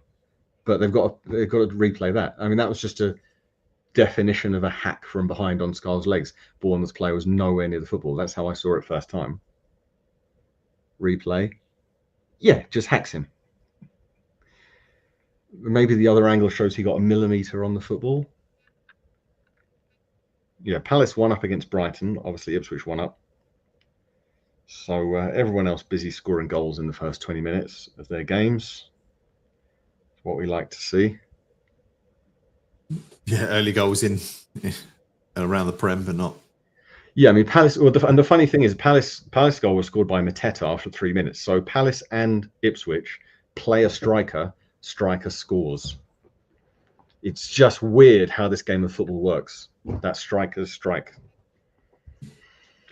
How we feel about Ange cupping his ear. I mean, that's the good thing about the season. I don't really care about Tottenham that much. You know, Arteta, for example, is more dislikable. But I guess Tottenham doing badly is always it's something to observe, because their fans, as usual, are being silly because they spunked all their money on a flashy new stadium that they're all proud of. So that's what they spent their money on. And then, yeah, that's what they get in return. So was that a hack? Not too bad from Kudus.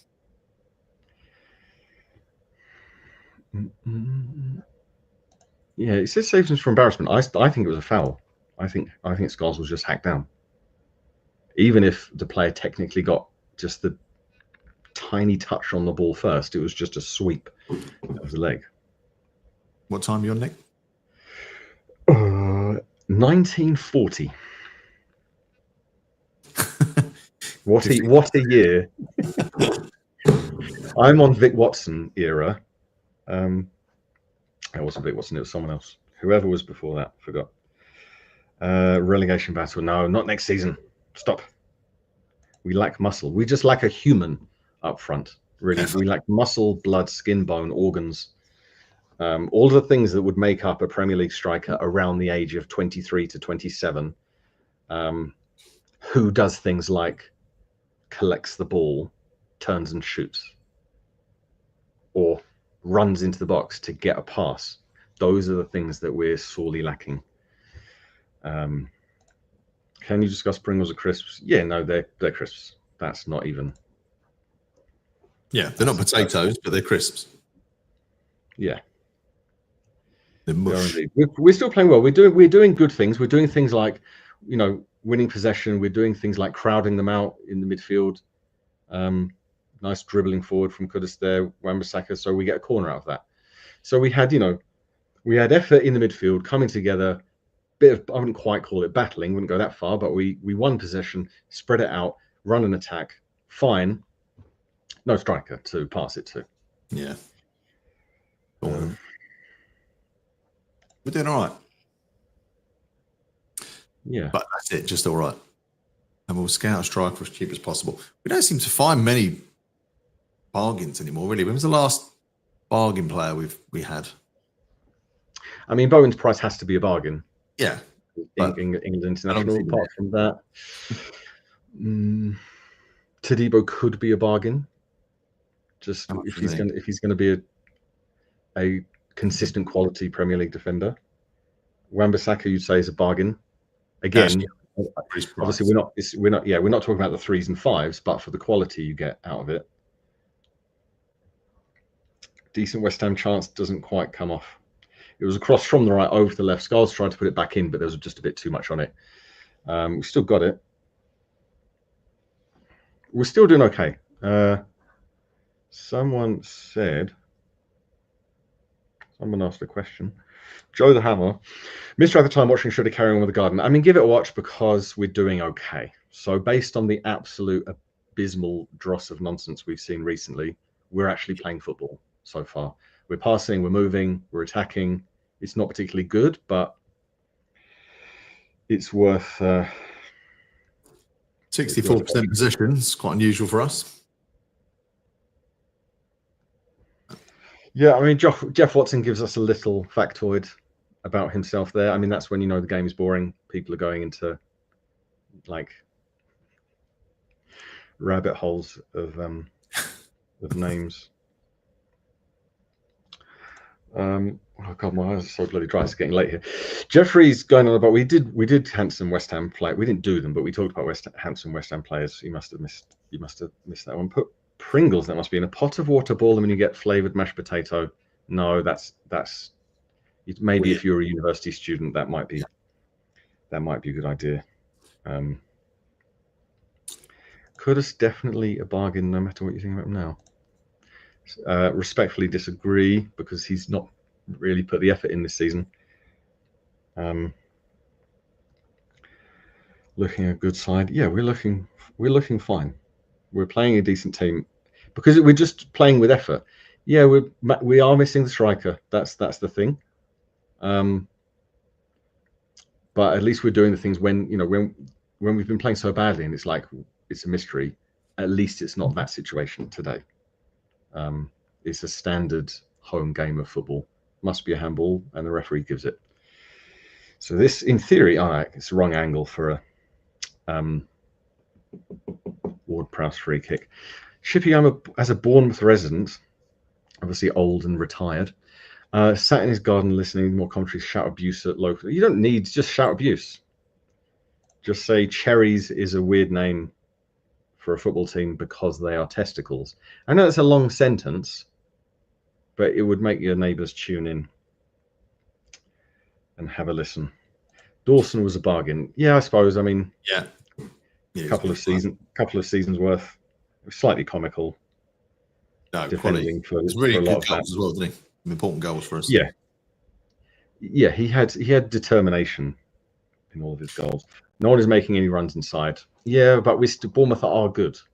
Bournemouth have got pacey wingers, so I think we've got to bide our time a little bit. Can we have a goal? That would be good. Cross goes in. It's not good. Defender clears.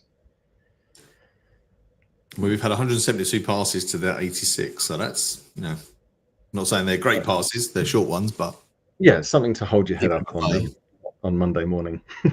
We'll I mean, if we can, yeah, if 100 million comes in for anyone except Bowen, you have to sell. You know when that Bournemouth defender headed it away then, if Paqueta had put his head to that, it would have been a foot high, could have been a penalty. I know, like you have to put your head in front of a foot, but yeah, no one raking runs in box. Yeah, exactly. Striker. That's what I love. I'd love it if we had a striker. Let's say Nicholas Fulkrug. I don't care if he's here next season, but we've got him now, so just get him on the pitch. Steve dropped top listening. Yep, indeed.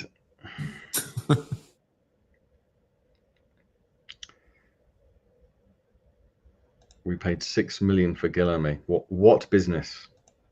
Yeah, he was shocking. Yeah, I still think Ollie frustrated, Scholes struggling. Mm-hmm. It's a great learning experience. To have bad games and then come off the pitch being frustrated. It's good to do that now. We're a bit slow. We're better. We're a bit better. So yeah, Kudus doing tricks. Unnecessary. Just weird tricks. Just try. I don't know what he was trying. It was like half of, the pirouette. I don't know what's the name of that. I don't really think it's even called the Rabona. The one where cross. Like the Zidane always did it. Mm-hmm. That drag over one, take with the other twist. Souček tried half of that and then gave up. He was like, I'm not going to do this, so just take the ball away from me. If we'd beaten Wolves, then Ipswich would be 3 points behind them right now.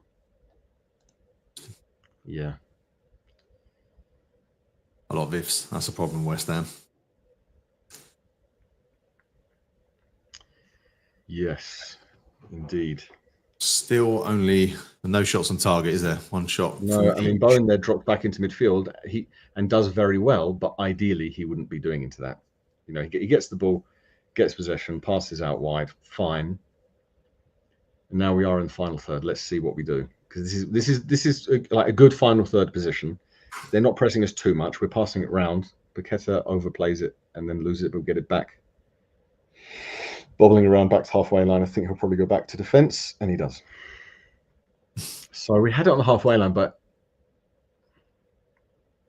again, as I will keep saying, sorry if this is sending Steve back to sleep, but it's again without a striker. It's just if you've got the striker, if you're the midfielder, the attacking midfielder, the wing or something, if you just get near the final third and you just think to yourself, you know what, I'll turn and have a little blind dink over the top, aim somewhere between the penalty spot and the 18-yard line because the striker, that's his job. I'll do that.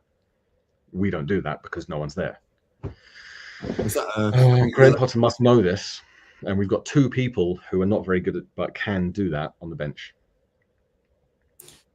What was a bad that said, with the better team, in a bit of a crappy game of football, we are the better team. They are slightly less crap than we are crap. That's what you're saying. Yeah, they seem to have a very clear counter-attacking tactic, but they haven't been able to enact it as yet because it's the first half, so they're probably not going to try. Todibo absolutely brilliantly takes on two attackers and drifts past them.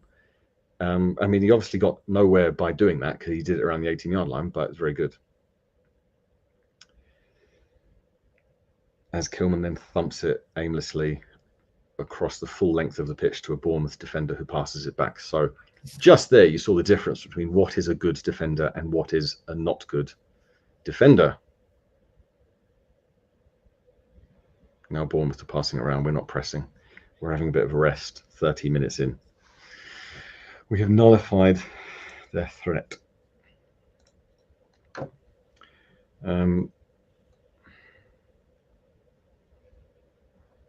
It's fine. I'm sitting myself to sleep, Steve. My eyes are I think this whole season crusting over with tiredness as we speak. I'm going to rub some cold bottled water in my face because it's just that type of game where you need to. And I'm not drinking as well in the last few days. I may have a light tipple on Monday. I might be a beer at half time, to be honest. Yeah. As could have fouled a Bournemouth player.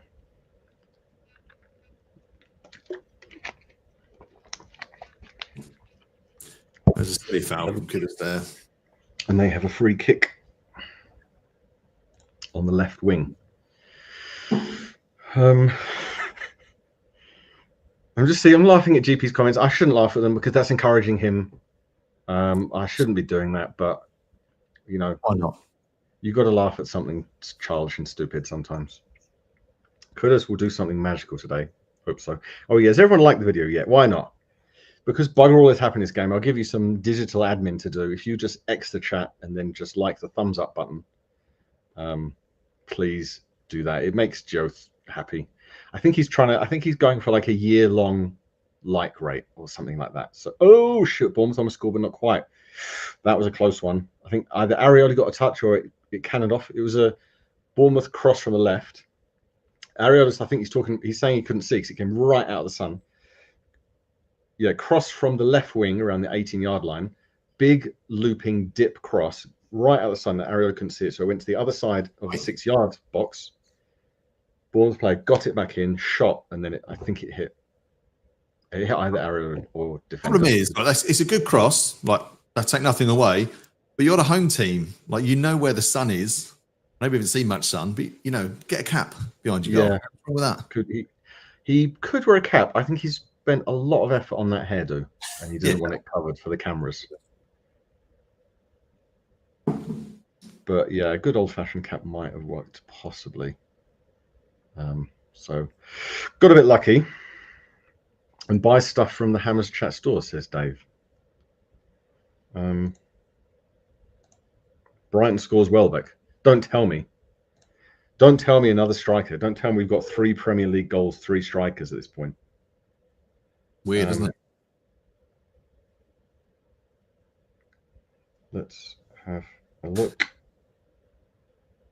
at what the hell's going on. Cross into the box by West Ham. Bournemouth keeper punches away. Yeah, so 3 Premier League goals scored by Delap, Mateta, and Welbeck. He's a striker I'd like, Mateta. I think he'd suit our style. Bulldog. Yeah, he does seem to.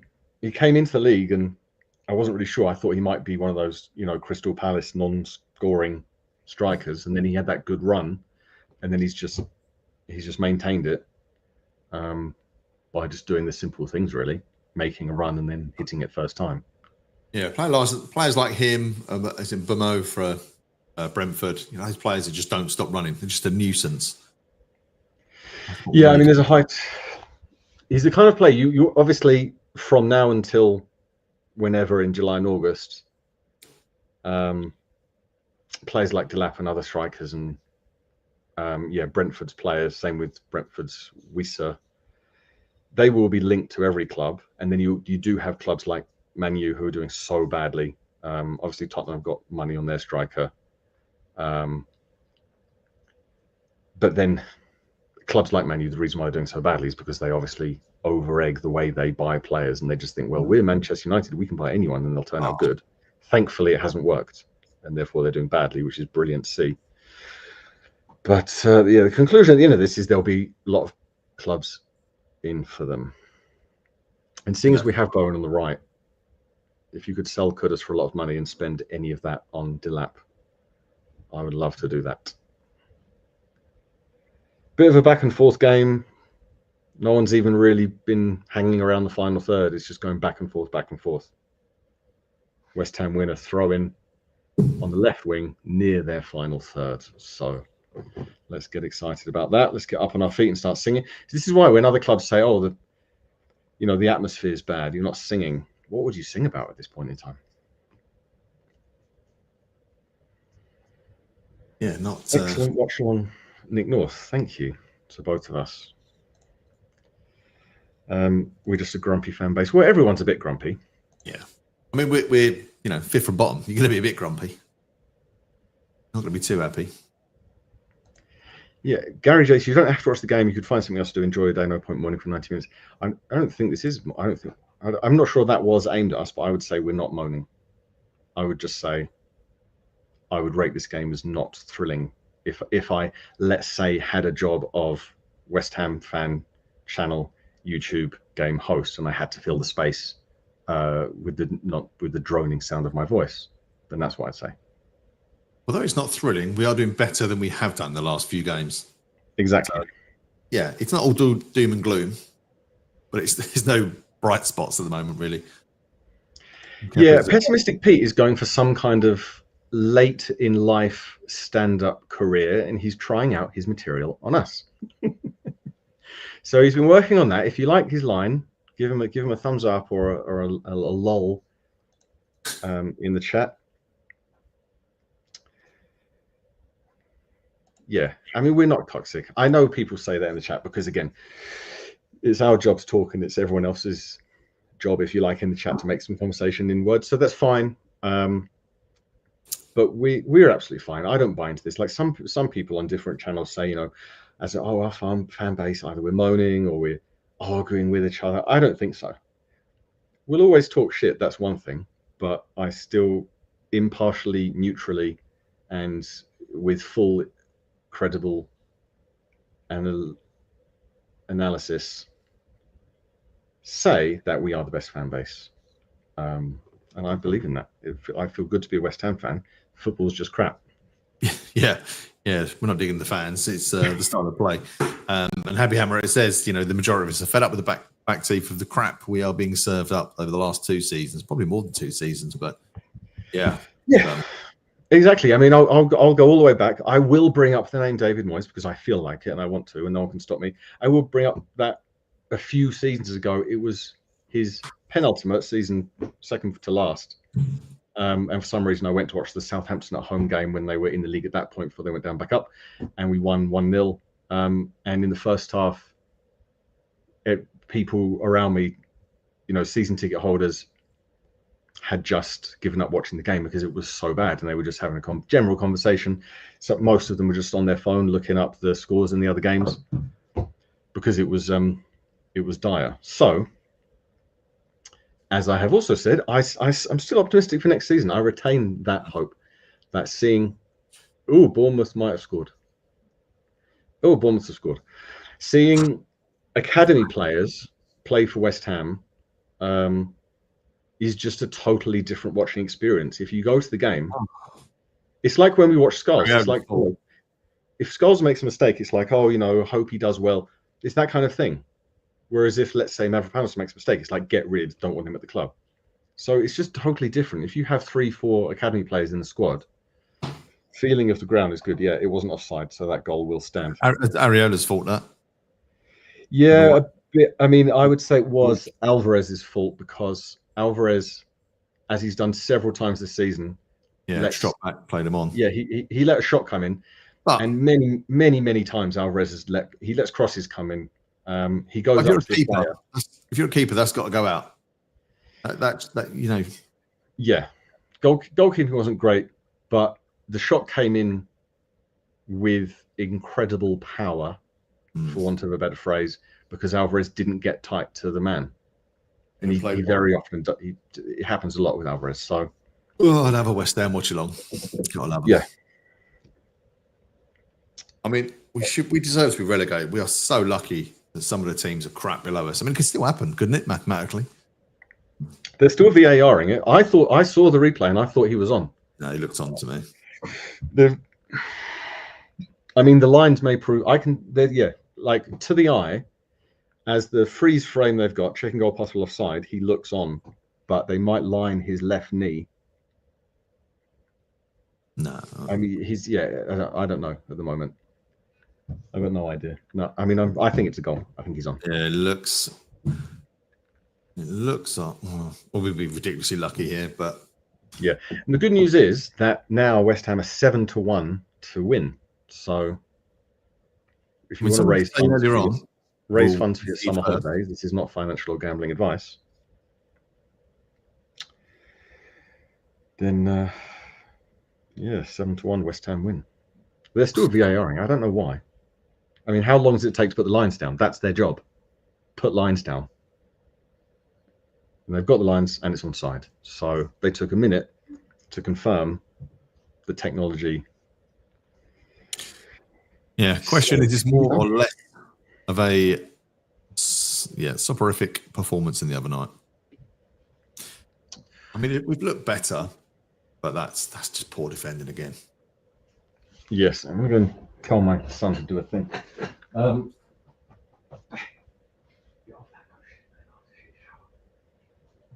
Yeah, agree with you, Big Lebowski. It was bad goalkeeping. Over for this one.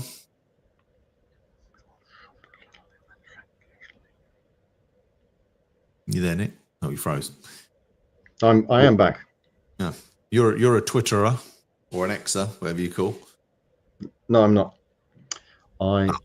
Can you plug your Twitter? I don't know. No, I'm on TikTok. Obviously, everyone go over to TikTok. Hammers Chat Nick. Please follow me on TikTok. I barely post there now because West Ham are crap and there's nothing to talk about. Joe Ham says just a 2 mil sub channel in the chat casually. Who's the 2 million subscriber channel in the chat? Must be someone. Nick can go to bed. DG. That would be nice. Telling Telestics, please God, make it stop. Yeah, this season, and he's still got 8 games to go. I've still got 7 games to go. It's ridiculous. This Game Riot typed in the chat. Where? I'm trying to go back, but it must have been a while ago. Good news on Call of Duty. I only realised that Rebirth Resurgence Island was back a year ago, and then I only just realised. So, and now getting back into playing games, which is nice to do in my spare time. Just came back from eating, and of course, we're down. Oh, there he is. Game right. Just a West Ham fan. Just a casual, loving life as a West Ham fan as Bournemouth hit the bar. Cross comes in. Bournemouth player got to it first because it was one of those weird ones. Everyone was ahead of the ball near the goal, and the cross kind of stayed out, then swung in. So, yeah, our defenders did not realize that was happening at all. And it kind of dipped onto wherever his name is, something beginning with Z. His head, and it hit the bar. So that's the let-off that we wanted. I mean, we're so poor in the air. Let's all guess what Pablo's eating because that's more interesting. A pickled egg. I don't know why you. I know that would be your first choice. That would be the first food substance that pops to mind. A pickled egg. Oh yeah, I forgot this. Thanks to the Ministry of Truth, I looked it up a couple of days ago, and it wasn't on my mind, but now it's on my mind. That one of the most annoying teams to lose to. I don't even dislike them as much as some, like Arsenal, Man U, but just to lose to Liverpool.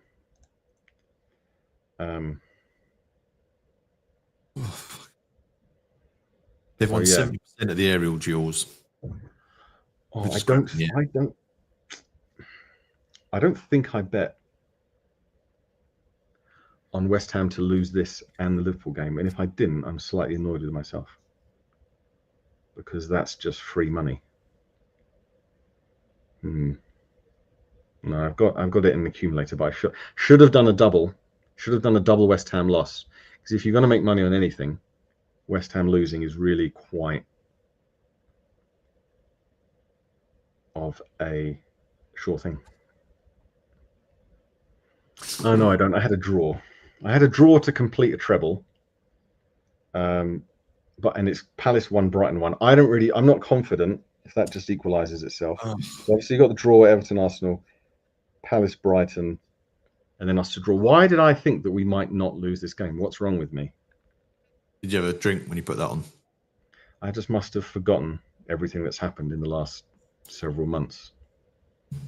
Rats. I mean, it was only a £1 bet with a £40 potential return. I could cash out for £3.13, so that's an epic £2.13 profit. And then I could use that £2.13 profit to bet on Liverpool to win, and then I'd get another 50p. And unfortunately, in Keir Starmer's Britain, that buys nothing. That buys 5 minutes of electricity. Actually, won a header. Every team on bad form can come to win. City, Palace. Well, I mean, Tottenham are talking of two shit teams. That's going to be how many decibels will the booze be? The lads gave everything. Yeah, it's a work in progress. All the old cliches. I don't even know. I mean, has he run out of platitudes at this point? What would you say after this? Ferguson isn't fit enough. I wish I could play a striker, but they're not fit and they're crap. Oops, I shouldn't have said. I said the loud part quiet and the quiet part loud. Well, minutes ago, Nick, could have spoons it wide. Who are you taking off? Who are you putting on? Half-time subs. Everyone off. Everyone on. Just three. Half-time the last game. Yeah, short straws. That just sums us up, doesn't it? Really. Yeah, I mean, Chris James says Souček will score a goal. Everyone say he's good. I'm always very accurate about Souček. As I always talk about his goal scoring record, but then say ideal dream world. Not quite. Wonder what. I'll put this up because he's obviously spent a lot of time typing this. I wonder what Solomon thinks of all of this. He doesn't think in an ABC format of this has happened and that also happened in the past, so I'll do that this time. I don't know how he thinks. It's just noise. I'm not really sure. It's just the sound of vibrating dildos. He wanted Lopetegi. He didn't want him to leave, but went along with the board reservations on Portanova. I think he was right along. I mean, if he thinks anything, he thinks he's right along. So you've answered your own question there, Lewis. He just hears a vibrating noise in his head that says, "David, you are good, and you are smart, and people like you and look up to you figuratively." Yeah, full crew has to come on to actually answer the question normally. Steve looking for anybody to buy some tickets off him by the look of that. Get your money back. I mean, it's a nice place to go, right? In spring, weather picks up. You'll have a great time. Just don't go to watch West Ham. Take the train down. Don't ruin your day. Go and sit on the beach with a fish and chips, right? Tartar sauce, mushy peas, lots of vinegar. You'll be in a great mood. What's the score? We're losing. Time and yeah, I'm not going to say the score, but I'll say that we're just losing in a perpetual, non-stop fashion. The present continuous verb of losing applies to West Ham. It's what we do. It's what we do well. We know how to do it, and we've gone in. We've gone in losing. And that was 45 minutes without a striker.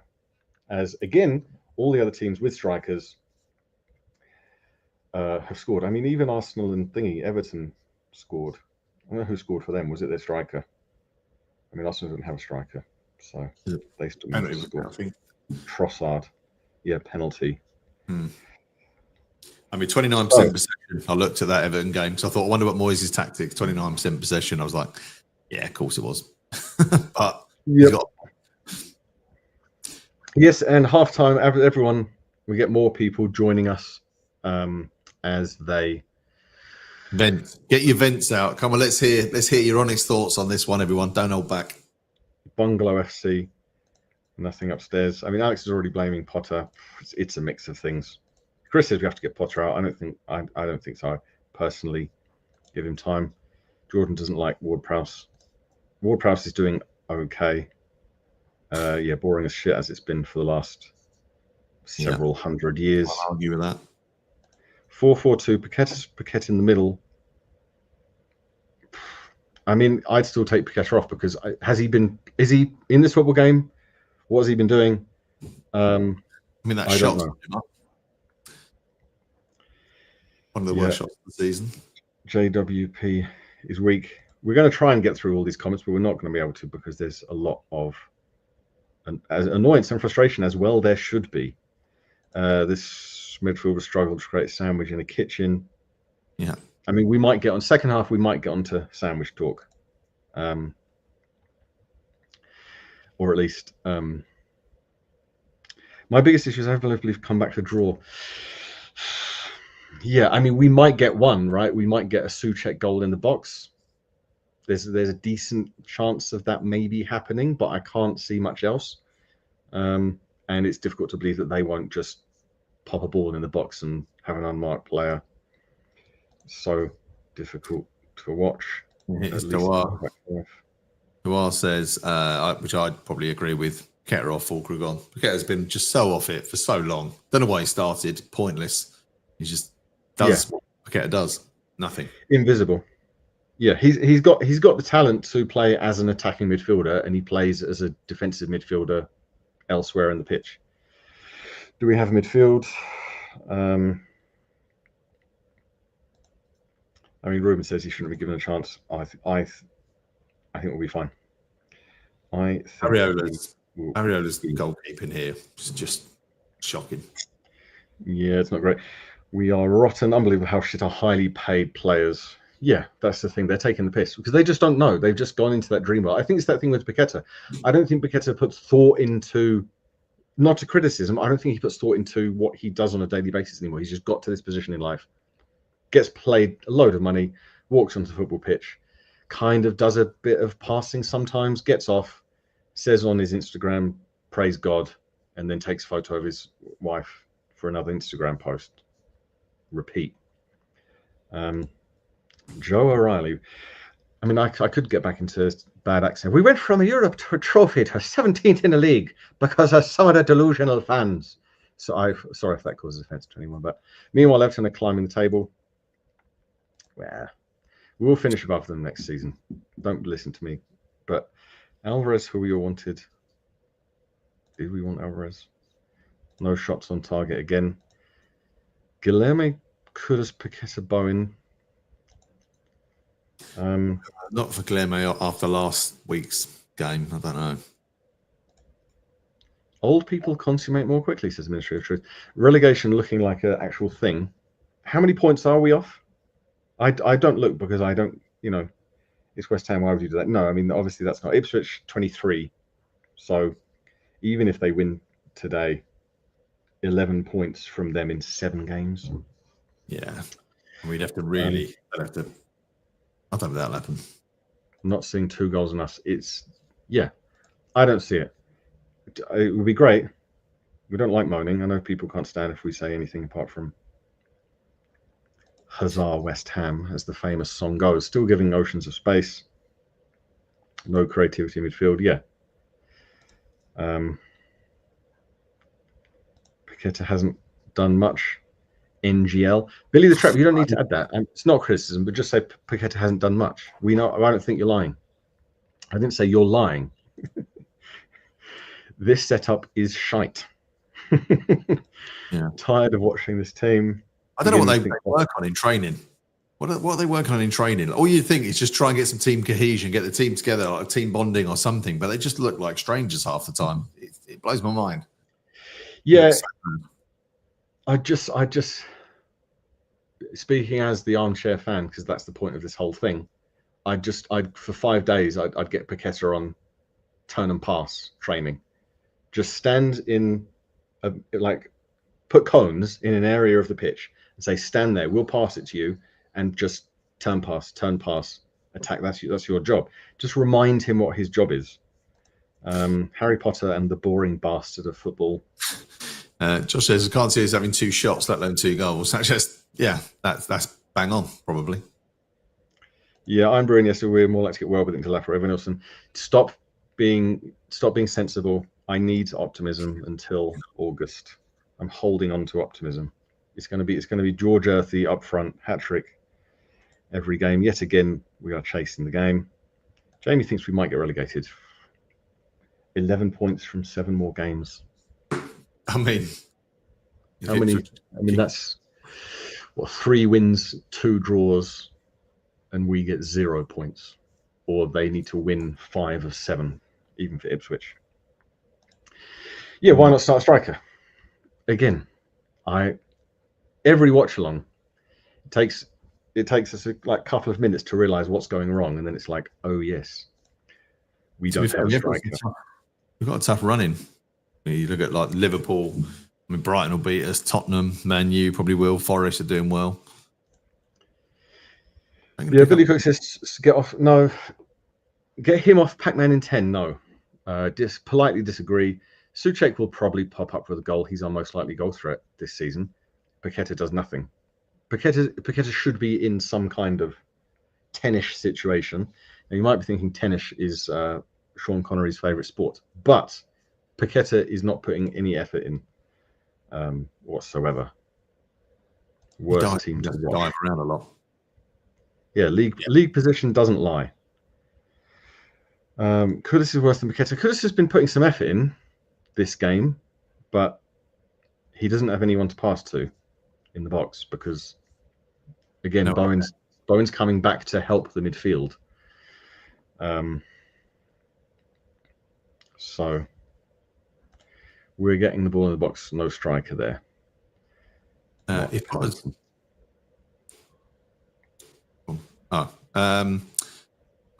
can't pronounce that, but this chap says Potter is done in my book. He's trying to be too clever. I don't know how he's even trying to be clever. He looks a bit clueless at the moment.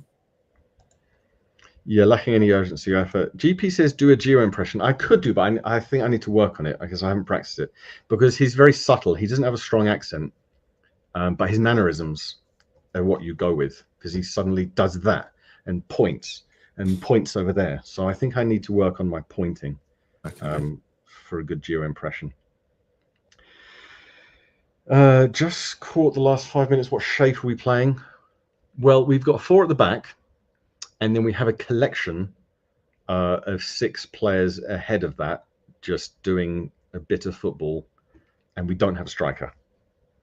So what we've got is a defensive midfield who get up to the final third, and then football stops. Because for football to continue, that's why teams have strikers. So the striker's there, defense, midfield, what to do, wing, in, striker, goal. So that doesn't happen with West Ham.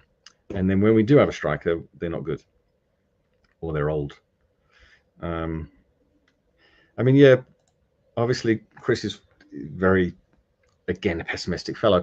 But I just think Bowen's obviously he's working, right? I think in a game like this, if he just stood there, firstly, he would be bored, and secondly, it might not work. So, yeah, we need pace, we need arse. Those are the 2 most important things for a man to have to enjoy his weekend. Van Confico, the whole team looks not okay. That's correct. No pace in the team. They could be winning 3-0 if they took their chances. Yeah, I don't think we've had a chance. We've had a couple of crosses into the box, but went nowhere.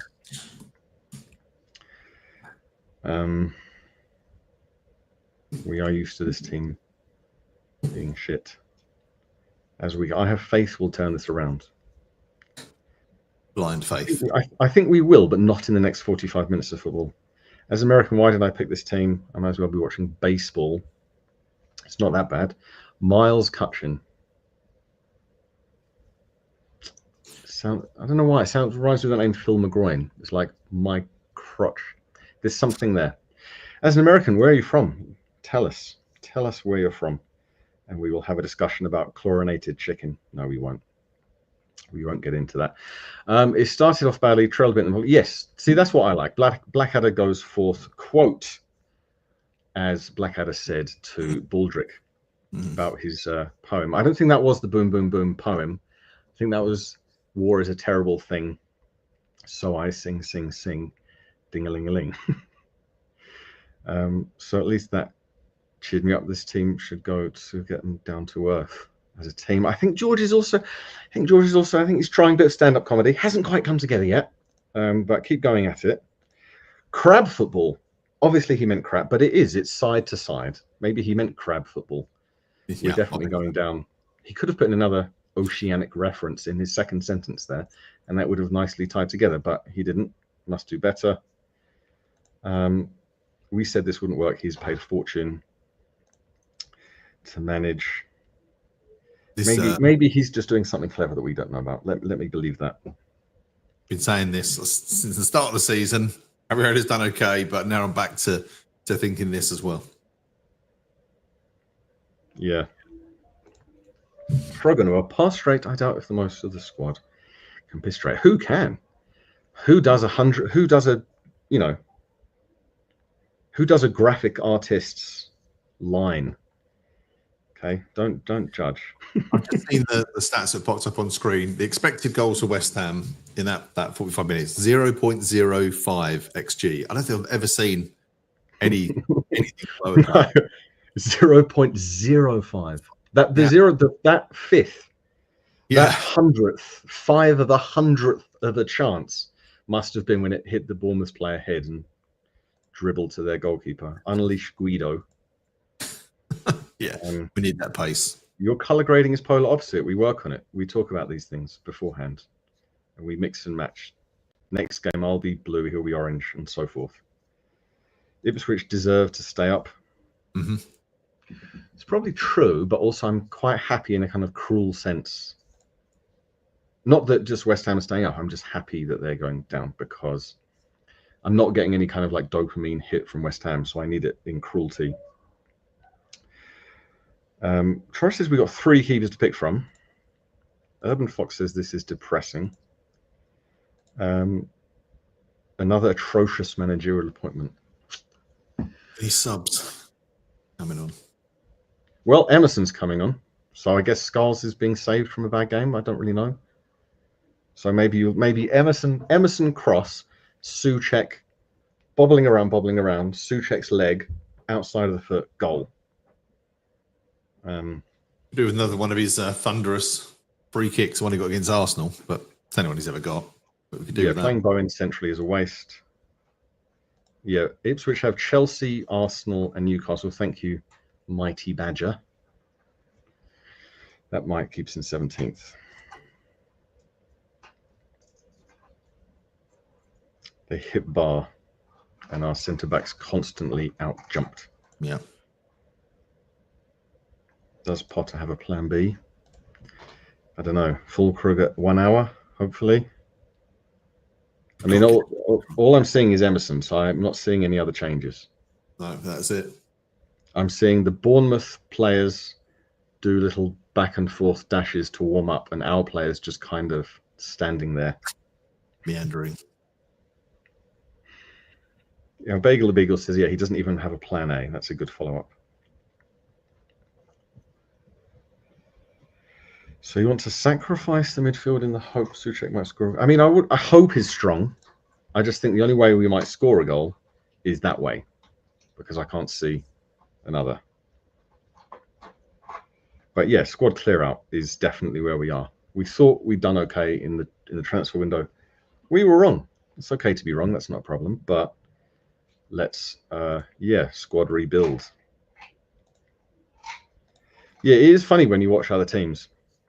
And it is stating the obvious, but also when you watch a Champions League game, you just think, when you watch, like, let's say PSG, what would they do against us?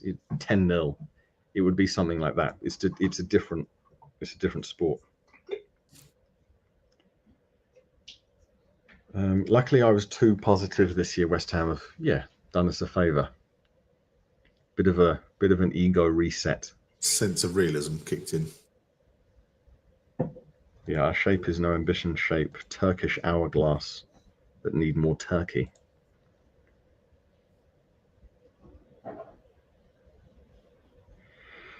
Doesn't seem to make it. That's very true, but yeah. Obviously, Fulkrug's injury just compounding an already ridiculous situation. And then he gets 45 minutes. Perhaps he could have even scored if Souček just slotted him the ball. I mean, these comments are now from 5 minutes ago because there's so many. So I'm very sorry if you've taken the effort to type something in. I know it's annoying if someone doesn't read it out. Because usually when I watch some live stuff on YouTube, if I make a comment and it doesn't get read out, I have a massive paddy and stop watching. So it's very annoying, but there's just so many. As obviously correctly moaning about how terrible we are. So I'm sorry we can't read them out. Please don't do what I do and rage quit. We need a car boot to get some of this shite. I haven't done a car boot sale in ages. Oh yeah, because of eBay, that's why. Used to do them when I was young, back in the days. So it's an interesting thing. Like way, Goyla boy. I'm not sure if there's a word that I can't quite make out as it's approaching midnight in my location. A cock up by the goal is not the manager's fault. Yeah, in that sense, right? It's not Graham Potter's fault that Alvarez can't defend and always lets a cross or a shot past him.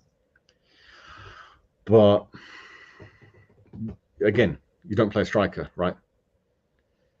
Now, that chance in itself may not have come from not playing a striker, but it affects the whole shape of a back and forth game. That's one aspect. Ariola's kicking. So, even if it's also, yeah, that kind of thing happens in all football games. It's not like, this season, for example, we're not in the world of teams winning the league like in times gone by, where they're just doing 3-0 every game or whatever. So bad luck and bad play happens in every game of football. The thing with West Ham is we don't score goals. So, I mean, I watched all of them, but I'm trying to remember them. So we got none against Wolves, none against Newcastle, that one Souček goal against Everton. What was before? Leicester. So we did score against Leicester, one against Arsenal, and then none before that. So I can't really remember, but not many goals. So if you don't score goals in a consistent way, and then you just put Lucas Paqueta on the pitch and don't give him instructions, and I'm not, Potter out. I think fine. If he's someone who in theory has tactics and structures and ideas and coaching, give him another chance with his own choice players and a striker who is below the age of 31 in an ideal world. So, yeah, if that goal goes in and you've already scored 2, it's not that bad. Oh, jeez. We're nothing in the air.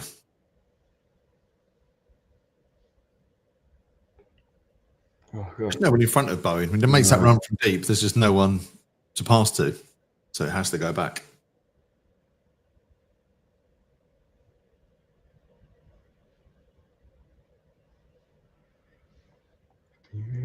Where is the money coming from? I don't know. It seems to keep coming though. I don't know. Kretinsky's investment, another sponsor, TV money. Sullivan's Mucky Max. Yeah, Kudus money, 100 mil. I don't think with whomever we get rid of in the summer, we'll have some money coming in. Now, we're not going to be the club that's going to go out and buy, unless somehow we buy Delap at a nice 50, 60 million. Apart from that chance, we're not going to be the club that is going to, do the 80, 90 million purchase. And we shouldn't be. We have this dude called Macaulay. Obviously, he should be called Macaulay Culkin forevermore. That's his job. So that's what he's supposed to do. And the noises have been that Potter and him will look for young, fast players from the lower English leagues, which is a good strategy. If it works, I don't know, but as a theory, it's good. Could go horribly wrong. Yeah. I mean, Everton's doing all right. Bit of a cross looping, get into the middle, Bournemouth clear, and then thump it out for a throw-in. So this is why I am fine with Graham Potter for the new season. Yeah, I think the academy's finally come good. Took us another 10, 15 years. Not a single shot on topic. This tippy-tappy crap around the back is doing my head in. Problem is, if we hoof it, there's no one who wins the ball in the air. Fulkrug's coming on. Trudge has resorted to all caps now. When it goes all caps, you know. Is that enough? AWB Hammer of the Year. Yeah, I mean, obviously, Bowen's a fan favourite, but Wan-Bissaka, great first season, even in this season with this team and that Spanish manager. Any quality players we want to come now?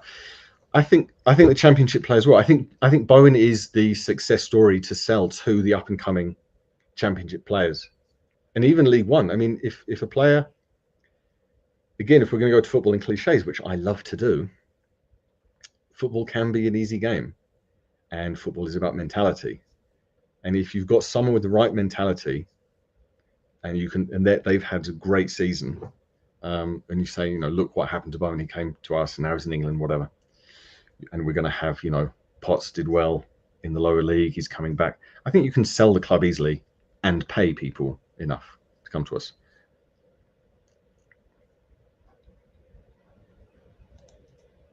Went to a car boot sale and actually bought a car boot.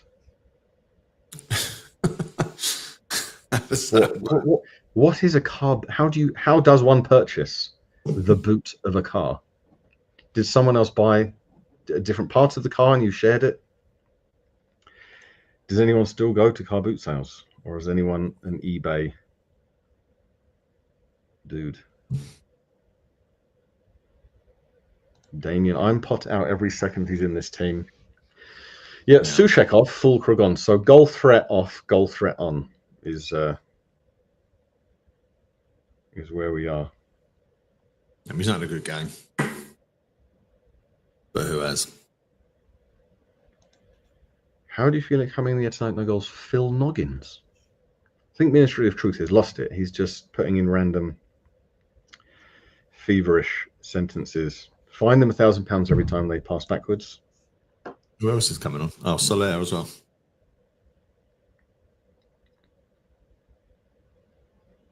Alvarez to Dortmund. So the only midfielder who kept on was James Ward-Prowse. Yes, Soler's. I've been missing. I've been just waffling. I have been paying no attention to this game. Alvarez and Souček off. Okay. So Soler and Soler on.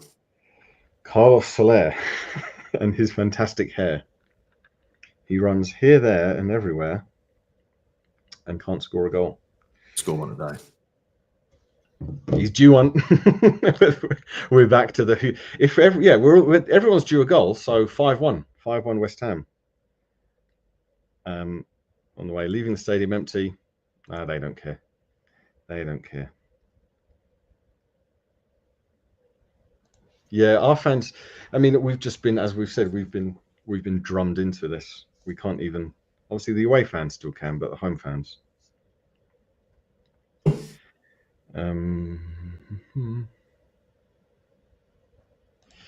People are still judging Potter. Fulkrug looked annoyed then because he was the only one chasing down and looks around like, where is everyone? We don't do that at West Ham. Lewis is so hungover. I thought he went boots you wear when driving a car. Oh, like car boots. Maybe. I mean, I've heard of driving gloves. Driving shoes. Oh, boots. Alvarez off. What is Potter smoking? I mean, Alvarez was also at blame for the Newcastle goal. Scholes was there too, but Alvarez was also in front of the Newcastle player and did Lovely. nothing. Yeah, Bruno. Watching and listening to you is more entertaining. I mean, it is more entertaining. We're going to have to. I think we're close to sandwich talk. I did hint. Sorry, I'm rocking up and down because this chair rocks. I'm not Rubbing. being like Rubbing. relentlessly bummed from behind. Only metaphorically, only figuratively by West Ham I am. But it's just anything it's just more fun rocking up and down than watching West Ham go. Sandwich talk, ultimate sandwich. I like talking about sandwiches. People say my voice is a bit like Prawn Sandwich Brigade, but I don't think you can have a West Ham Prawn Sandwich Brigade, because why would you choose West Ham? Why would you do that? I'm tired of this team, says Van Confico.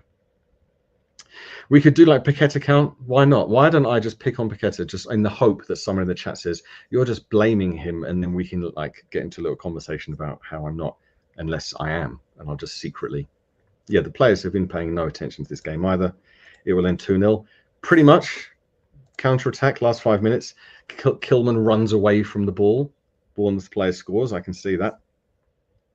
I mean, people mention Lopetegui. He was the definition of crap. Just nonsense manager. Bournemouth do attack, but they've also we're so bad that Bournemouth don't know what's happening.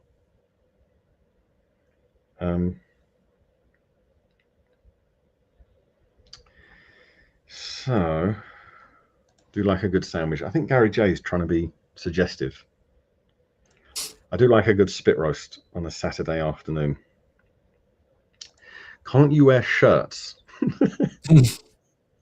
Is that about us? Do you disagree with our casual sartorial choices? I don't mind wearing a tux, a bow tie, top hat, cane. Do some tap dancing at halftime. Tap dancing, that's a lost art. As Bournemouth get a corner. Someone has written 60,000 watching a funeral. I missed that. Sausage sandwich with oh no, I've been lulled into it. I've been caught out. I walked into that one, or in GP's language, I slowly backed into that one. I can't believe I was fooled there. I should have read it was from GP. Rats. Complimentary cuck chair. I'm not sure if you mean that, or you're referring to the term cuckold. Let's pretend you are. Sandwich-wise, I mean, the prawn mayonnaise is a good sandwich. Egg mayonnaise, lots of pepper. Mm-hmm. That's a good sandwich. Just listing good sandwiches. Tuna mayo. Yep. Tuna sweet corn. Bacon HP sauce, nothing else. Breakfast. Breaded chicken, lettuce, Hellmann's mayonnaise, slight mix of English mustard into the mayonnaise. That's a good sandwich. Bournemouth crossed it in badly, and Ariola collects it. Even Bowen is off. Yeah, well, I mean, in this game, your football, you have to be. It's part of it. You don't want to show your teammates up. Kudus tries to go on a run, gets tripped, referee blows up, but it's in our own half. I mean, it was fine to do that. If he keeps doing that, maybe we'll get a yellow card. Big Lebowski, I've no idea. Just keeps trying these little turnovers and then dives on the floor when they don't come off. I mean, at best. I mean, he's got the ball here. And yeah, I mean, it was a pass to a teammate. I'm going to be basic on it. That might have been Soler anyway. Paqueta hooks it out to Bowen, who's now on the right wing, of course. Wan-Bissaka's gone from one wing to another. I mean, this pace of passing is not bad. Paqueta gets over the top to Bowen. Cross, no. Do we get corner? Yes. That was actually okay. For what I've seen of the last 15 minutes, yeah, that was the best bit. It went over to Wan-Bissaka, Wan-Bissaka back to Bowen, Bowen to Paqueta, Paqueta over the top to Bowen, little cross in. Soler had made a run in to try and get it, but Bournemouth defender got it first. So that was a piece of football. There we go. We did it. We did football. Rocking is a sign of agitation.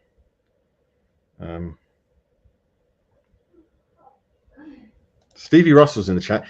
Stephen Russell always pops up to say what he doesn't like. Usually it's Harry Potter jokes. So if anyone if anyone feels like it, Get in. oh, we scored. If anyone feels like annoying someone, just make a Harry Potter joke. Full crook. Get a striker Full on. crook header. Unmarked, good finish, good connection, good run. That number 11 was on him and then left him. Keep him starting, please. Oh, Ward-Prowse assist. So good cross, good run, good striker's run. 15 minutes of having a striker. Guess what? Score. It's almost as if this is how the game of football works. Beautiful. Someone whose job is to get on the end of a cross and head it in, got on the end of a cross and head it in. Now, can we get back to Stevie Russell, because it's more important and interesting than the game? Football show watching a match at home is tragic. I mean, I think if we could get away with it in this role that we have, apart from that, I don't know. I think it's good to be tragic. So I think it's good to be kind of sad sometimes. Troj is shouting, "Why so deep?" Is that to GP? Probably.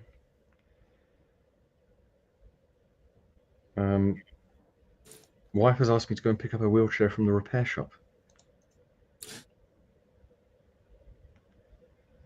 Good play. I'm just getting to the goal comments now. Game on now. Game on. I'm talking too much crap. Game on. Season on. The season is back. Yes, again, striker. Fulkrug even wins Maybe the surprise. header away from the corner. Yeah, Come on, get up good there. goal. Strikers score goals. Oh, to have a striker. Who knew? Put on striker. That's why you have a striker. Striker on scores. Crazy, isn't it? Irvin Fox, let's push for the win. No, stop it. Yeah, Potter Masterclass. Potter Masterclass. If it wasn't for that first goal, we'd be 1-0 up now. So, Jonathan Wood, another one, please. Can we do the double? What, the double draw? Can we do the double not lose against someone this season? We beat Bournemouth last time. No, it was 1-1 Mavropanos horror show. Ah, We standard. went 1-0 up through, I think it was Paqueta penalty. And then 5 minutes to go, old Dinos hacks down for no reason. The Bournemouth player was going nowhere. Dinos hacks him down and they get that free kick. Top left-hand corner. Fabianski nowhere. Yeah, also Bowen on the right also led to that goal. Mm.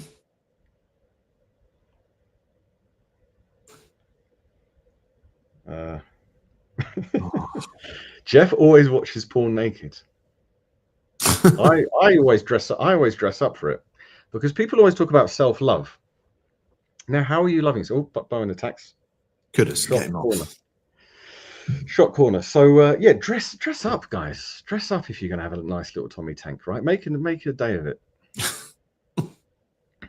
This has gone west. Yeah, Bowen on the right. So Bowen on the right is doing Bowen on the right things. Is Kudus leaving Saudi? No one knows, but 100 million. If money talks, a bit of money. We need reinvestment. Trousers around the ankles, shirt rolled up to the neck. Yeah, nice. That's the highlight of my day so far.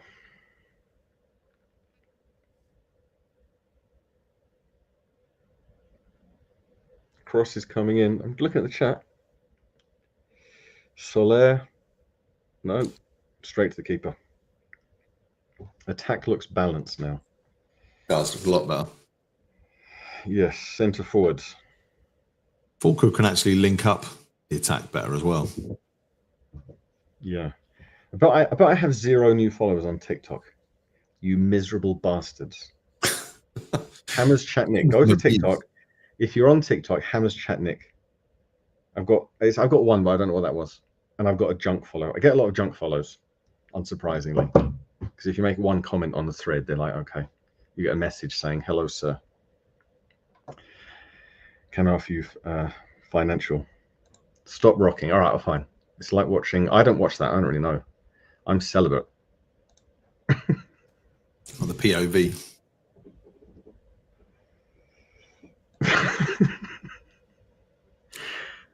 Alvarez is shit, please no more.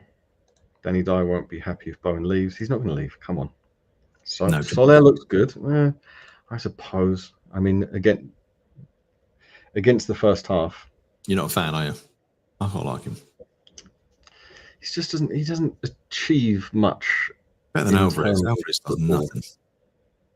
Yeah, I mean they're just all nothings. Emerson. No.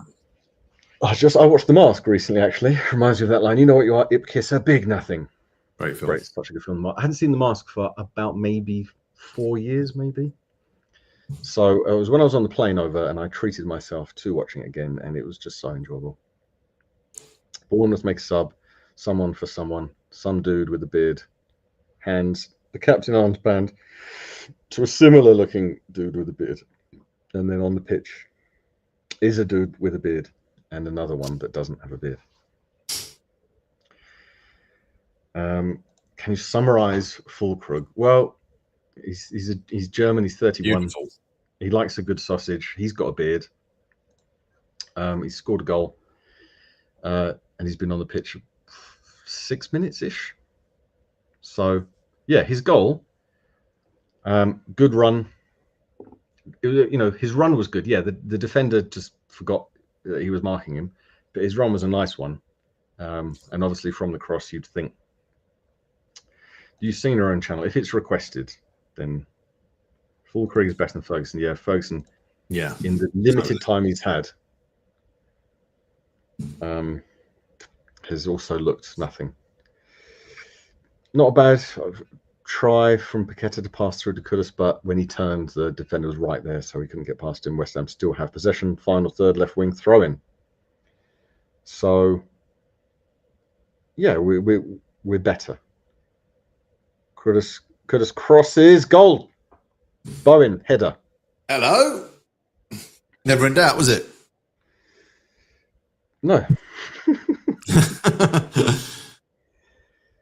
So yeah, Jared Bowen scores again. I do have a Bowen scores again song, but him scoring against Bournemouth isn't really enough to sing it. Oh no, wait, actually, it is on my. I put the lyrics on my TikTok. It's all coming together. It's all coming together. So if you go to TikTok Hammers Chat Nick, then I have lyrics of. I don't know if I can play the music or that will be a thingy. So Jared Bowen scores again. He's captain of Sam. If I can remember, his name is Jared. That is 2. I don't know if I can play it on YouTube. I'm not going to play it just on the off chance. Is that song? It goes.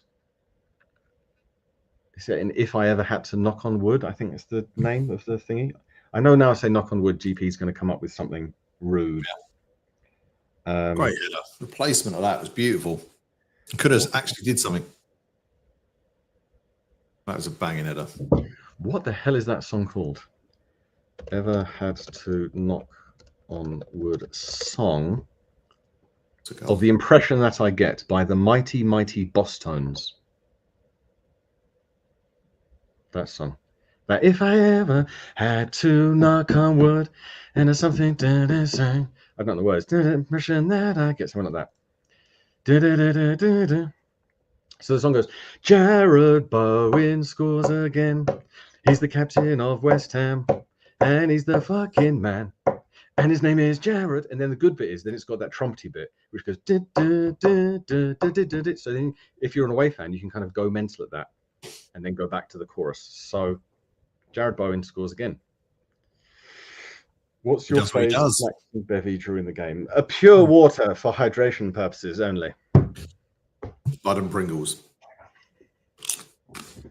Yes, I'm in a different time zone, so I'm currently at 11:30 p.m. And I haven't been drinking an alcohol for a week, so I'm not drinking for the next couple of days. And then I'm going to another location, a beach location, on Monday, and then I may or may not get absolutely plastered on said beach in the daytime. That's my plan. My plan is don't drink. It's the Louis C.K. plan of not ever taking any drugs. Don't ever drink alcohol so that when you do, it's really good. And Bournemouth player gets fouled. Well, I don't think any of us could see goals coming, but I think when you've got a striker on the pitch, you've got Bowen on the right, you've got Kudus, not Paqueta, on the left, then, the corners were earned. Yeah, the corners were earned through decent footballing movement. We didn't. It wasn't, humping or like not humping. Just humping it forward. Everything I say, GP's been going. Yeah, it was a decent play. Got us the corners. So we've earned these 2 goals. Well, it wasn't a corner, it was a cross, whatever. I can't remember at this point. It's too late. But yeah, well, that's why no tea. I'm not going to fill up with tea at 11:30 at night. Might keep you awake. That's the problem. Jet lag still isn't quite finished. But yeah, the food's good. I'm going for some roast duck tomorrow. Looking forward to that. Definitely Is there a beer. lot of Stella ducks? on the go. Is there actually a lot of ducks there? Because I seem to have duck a lot. I mean, they don't roam the streets, but they are, specially farmed for the Beijing duck process. Yes. I'm not a fan of duck myself. Definitely beer. Stella on the go. Go on. Oh, foul. Come on, ref. Yeah. James Ward-Prowse going to bang one. Imagine if we win this game 3-1. I think someone was crazy and they said, I think they said 3-2 in the chat.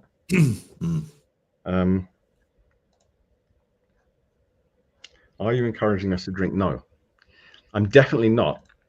So that when you do, it's more enjoyable, if legal and pertaining to your religious denomination. If James Ward-Prowse was going to score a free kick, you'd say 19 yards out is an okay distance. Barry Clark's going for the Soissons Cat or whatever it's called. Yeah. Jazza, can I drink? Can you? Is that a rhetorical question? I mean, I don't. I used to a lot, but then I weaned myself off of it because, I mean, what is it that you're doing at that point in life? James Ward-Prowse. Nothing's come up in the chat yet because I think we're several seconds behind. I mean, at least force the keeper into a save. Get another corner, Fulkrug, header, goal. 3-1 into the situation. James Ward-Prowse says, I am watching it. Oh, it's not He Ward-Prowse. hasn't scored since 2023. Bowen took it and it narrowly missed the top corner. Lopetegui was a Sullivan signing. Barry Clark drinks Monsters. Again, it is annoying if people are ever preachy about health. It's so annoying. However, energy drinks are you're just saying, take that, body. I hate you at the time you drink energy drinks. But if that's what you want to do, then go ahead. It weren't far away, that. Etc. Kudus wears Skechers. I don't know why you're happy about that. Do you work for Skechers? Do you sell Skechers? Have you invested in Skechers stock now the stock market has plummeted? Fulkrug drinks cement. Good. 75 minutes in. More water. I'm roasting hot. It's not even hot in this room. Every time I watch West Ham, I just feel like I need to sit in an ice bath at that point in my life. Iraola's making a sub and giving him instructions. I mean, we still might draw or lose this game. So yeah, we've been here before. Let's keep our feet on the ground. Palace are 2-1 up against Brighton. If you care about that sort of thing, if you're into the game of football, I mean, just reading there, 2-1 West Ham feels weird. I know it's true, but I'm sure they've made a mistake. And it's Ipswich 1, Wolves 1. The draw 3-1, Bournemouth win 16-1. I mean, they've been out of it this second half. Nothing's against us with Kilman in. 7-1 earlier. Did you put any money on it? I did not. Putting money on West Ham to win. Yeah, it's crazy. I mean, even though it's happened, I didn't see it happening. I didn't believe it was going to happen. Jones says I'm on the male menopause. Thank you. just getting a dig in. I mean, it's settled in early. I'm only in my 40s, not quite up to 50 yet. Very menopause. It's so hot. Oh, it's not hot in this room. Swear to God. What? Why the corner? Are we sitting back now? No. No, in Bournemouth, as I said, they're ninth. They're whatever it was, 5 points off seventh. And if it's Newcastle in seventh, you know, they're good. And obviously, Kluivert's their best player. So I suppose the confidence, motivation, whatever you want to call it, takes a big knock if Kluivert's not playing. I mean, he scores a lot of goals, a lot of really, really good goals for them this season. And then if he's suddenly out and you lose your talisman, no score or clock. Yeah, I don't know why. It's just this system that we're using is this one today because of match bingo. Maybe I should check my match bingo, see what's going on. Match bingo. I need to refresh it in some sense. Anyone else on their match bingo? I think someone, Ted, Dan. Oh, God, now I'm going to have to do the bloody VPN to get back in. It's not even that interesting. It's like the most boring thing anyway. Oh, no, it's not. It's really good because they're a sponsor. What was Gio's bet? I don't know. What was the phrase that pays? I didn't watch that either. Again, the whole not paying attention thing. It's my fault. Yeah, they make sub to a couple of people on, a couple of people off. If I read out their names, you won't know who they are. Okay, log back in. Get on with it. 4-2 loss, just put 200 quid in. No, you didn't. That's silly. I think Semenyo's brilliant, but he's been quiet. Loads of people who pushed Tim out the door saying he was shit. Love Fulkrug. I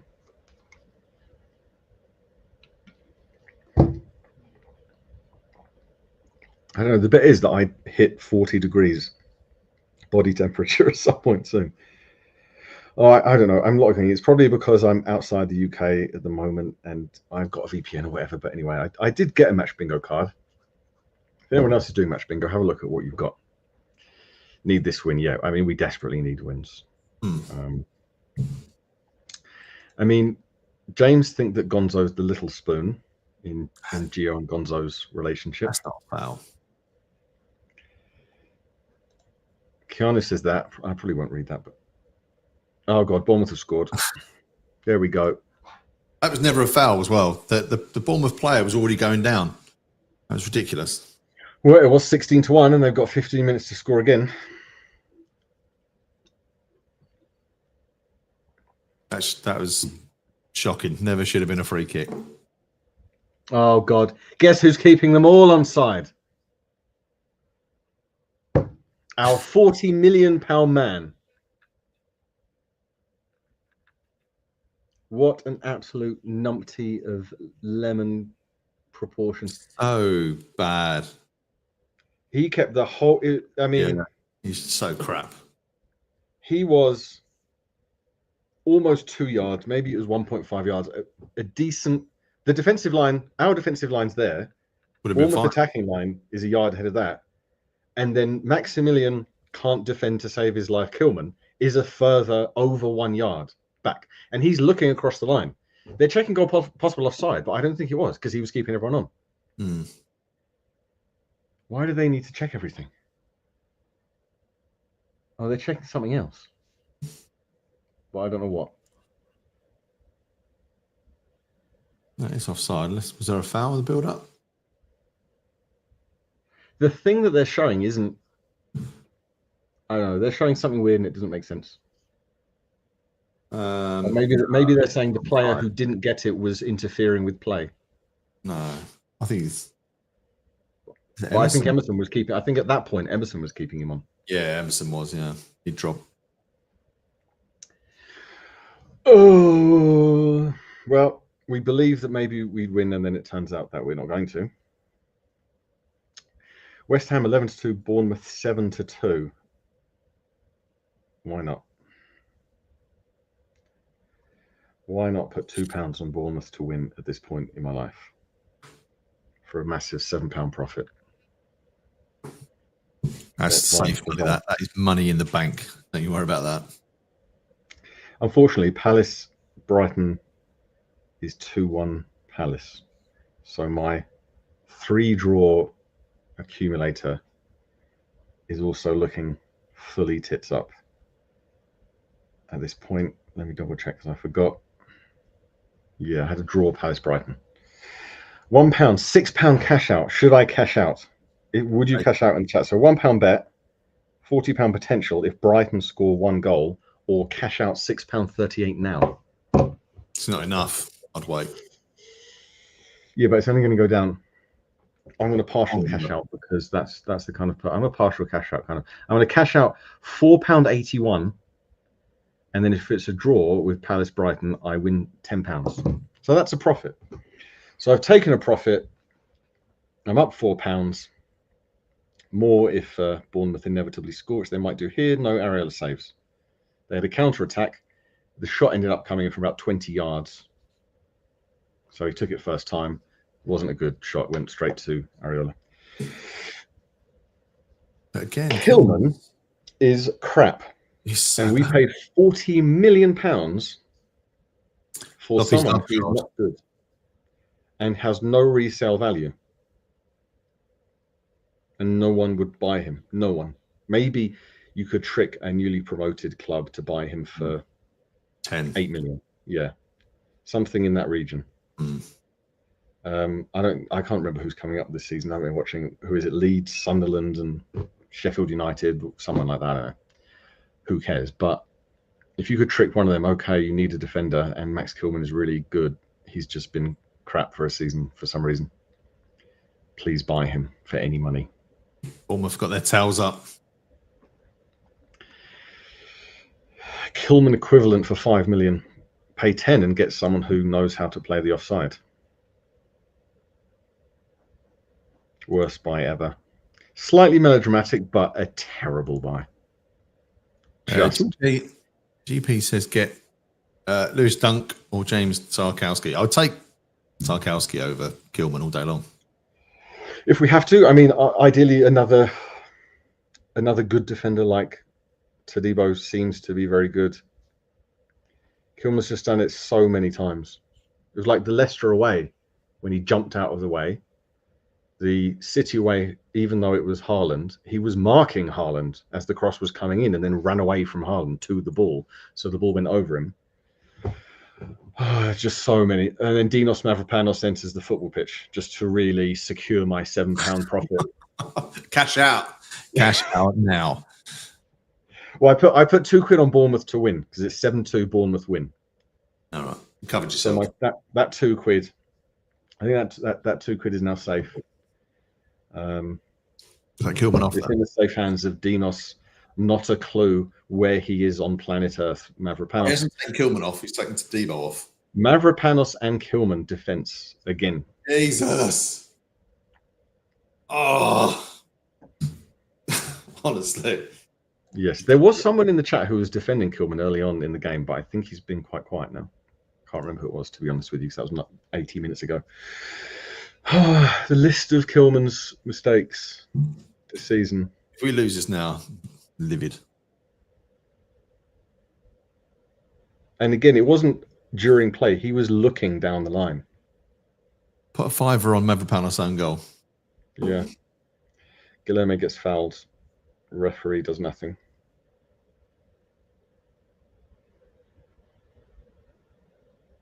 Any other Kilman mistakes people in the chat can remember? I can't remember all of them. The Forest Chris Woods goal technically wasn't his mistake at the time, but that was his job to mark him. Leicester one was obviously funny. There was a couple more earlier in the season, but that was so long ago now. I can't remember what they were. Pass comes in, Guilherme. Cross, no, side netting from 6 yards out. Should have been able to cross that properly to a teammate. But he slammed it into the side netting. Would have been onside. Pass was good from Paqueta. Unchallenged. I think he just panicked a bit at the chance. His first touch was perfect. Yeah. Lined him up for a left foot smash cross. Smashed it into side netting.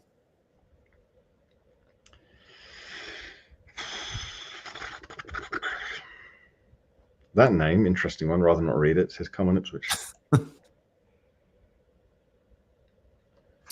And apparently, Wolves 2-1 up. Brighton still haven't scored. Could cash out a further £1.56. How tempting! How much injury time do you reckon there'll be? I mean, it's a mystery these days, isn't it? Bournemouth attack 3-on-3. They go down the left wing, but he's taking too much time with it. Pass comes in and it's terrible. So West Ham goal kick. Referee's been crap in this. Yeah. Give like niggly fouls.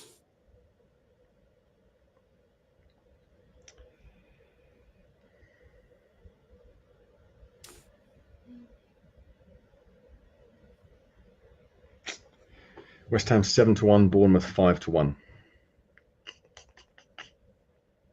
I'm not sure. I mean, we haven't really been playing it much since they scored. It's just another scrappy aspect as it's been for a lot of the game. Come back to where we were. Yeah, I mean, we're trying a bit. They're still mainly looking to counter. Passing it around now, full Krug, but bad pass. Bowen still got it. Goes out to the right. Wan-Bissaka. Cross comes in. Close enough. I mean, Bowen tried to run in to get it, but the cross wasn't quite there. West Ham to win goes down to 6-1. And we are spending a lot of time trying to attack, I'd say that. We're in their box. Bowen gets crowded out. West Ham goes to 8-1. Maybe I should put £1 on that. There we go. £1 on West Ham to win. Bet placed. I mean,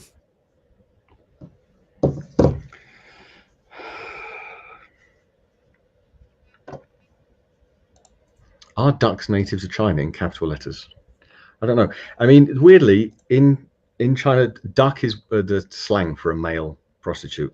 I do know the slang for a female prostitute, which they call chicken. I don't really know the male one. That would be quite a difficult corner to verbally walk myself out of. But anyway, little factoid for you. Only the crispy Peking variety. Yeah. Food chat. Bournemouth attack down the left into the box. Cross comes in, but cleared for once by Kilman. Hooray. Why do you know these terms? I mean, I do know other words. I don't just travel the world doing rimming tourism and learning the words for service staff. I know plenty of other words. West Ham attack, a lot of space. Emerson bursting up the wing, but there's a lot of defenders on him at this point now. It's 3-on-2. Guilherme and Emerson are being covered. Lovely little footwork by Guilherme to get the ball in, but it's looped over. Bowen wanted to volley it, but Bournemouth defender headed it. Gets back to Bowen on the right wing, almost into the box. Jinking around, shot. Skies it a little bit. It was a decent, it wasn't bad for Bowen to put himself in that position. I think he's probably a bit knackered. He's puffing a bit now. It's where you want Bowen. He did come in. His left foot shot was there. Yeah. He just got under it a bit too much. Cleared the bar by about 5 yards. But on another day, we've seen him score that on many other days. Still coming up to 89. Don't know how many injury time minutes are left. Bournemouth make yet another sub. It seems they've just been making endless subs. I mean, it was good. Nice little work by Guilherme because he faked the cross and then just slid it carefully under the defender, and then he put in his cross. It was a bit of a loopy one, but it kept us attacking. So, in theory, there's still a goal in this. I mean, it does put us above Tottenham. The only bright spark. Yeah.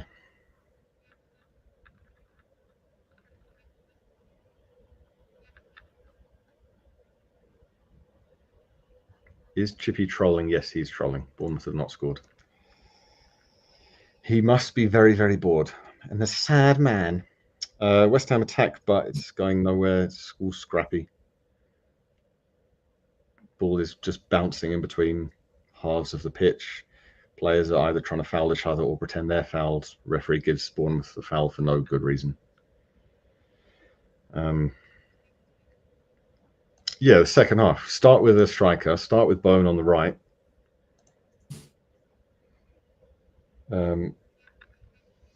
So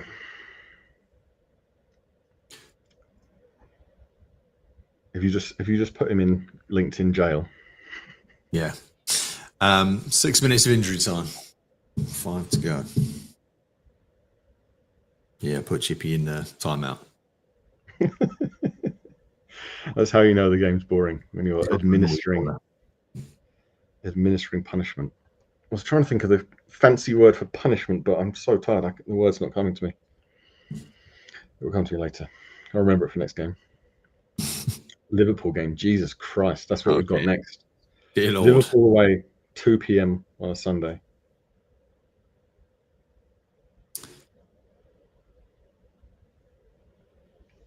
What the hell was that word? I'm looking the thesaurus up. Thesaurus. Remonstration, admonition. I forgot what word I was going for now. I'll just go for chastise. Why not? Offside by Bowen. Full Krug haters. I mean, you're taking a draw 2-2 before the game. I mean, at this stage of the season, who cares, right? So, yeah. what we know for a fact is that a draw is not a loss, and therefore that is better. The hope is that we start the next game with Full Krug as a striker. I don't care if we keep him in the summer, because quite obviously he's going to be 32 next season. If we keep him, he could be a bench player. That's fine. But we obviously desperately need an actual striker who doesn't get injured. But for the rest of the season, yeah. It's basic logic. Even if the season's over, even if this season, I'd just rather not. I'd rather win. Why not? That's winning. How much do we pay Brighton to take Ferguson on as a loan fee? It's got to be a few million. I don't think it ever. Yeah, I don't think the actual figure ever came out, because I think the whole situation was probably embarrassing for both teams that we were in that situation where we needed to loan a non-starting one from Brighton. And questions need to be asked. In your view, has this been better than soporific? Yes. I mean, soporific would be nice. Finish the game, go to bed. Costa Hammer, I'm not sure if that's coffee chain lover. To be fair, we should have been 2 or 3 down. If we finish 2-2, that's a decent result. Yeah. I mean, the season that we're in, if when we get to the end of this season, and we look back with sweet nostalgia and love, we'll remember these 2 draws against Bournemouth and say that we were there. We were part of it. West Ham play around in our own half. It was fine. Nice bit of play. Passing to teammates, all very good. Now we're attacking with a lot of space. Carlos Soler's moving into their half, pumps the ball into the box. A lot to do for Full Krug. He's got possession. We're over on the left wing, and we win a throw-in. So that was fine. I'm going to call that Glenn nutmeg. Yeah, it was a fine bit of football at the end of a 2-2 game in between 2 teams that are bored. Paqueta crosses it. No one. Loopy nothingness. Punt into the box from Paqueta. 6 minutes injury time, and we're 1 minute to go with that as Bournemouth counter. But looks like they're heading to the corner flag for some reason to get the draw. Yep. They've done, I don't know why they've done that, but they have. Official timer is 90+6, so we're just about at full time. So any minute that's going to be full time. And I would say stick around afterwards. Gio will be on to dissect this game. So better than Wolves. At least it should be a little bit more upbeat than the Wolves game. Yep. Paddy Power has locked it, so I think that's probably full time. Let's just double check. The FT comes up. So thank you very much to everyone for making this bearable. And not only bearable, but a joy and humorous at many times. I look forward to Yeah, I Liverpool look might forward be to a bit hearing more tough. from you all next week and just avoiding the football. I mean, really, not really the game we want next week. I mean, I guess the most West Ham thing to happen would be to actually get a result at Anfield at the time it matters least ever. Yeah, I mean, they would have stopped playing. They might put out a reserve team. Yeah. Clutching at straws. Official timer still says 90 plus 7, not FT. Oh, there we go, FT. Thank you, everyone. Have a wonderful rest of the day, weekend, week, etc. Ta-ta. Yeah, see you soon.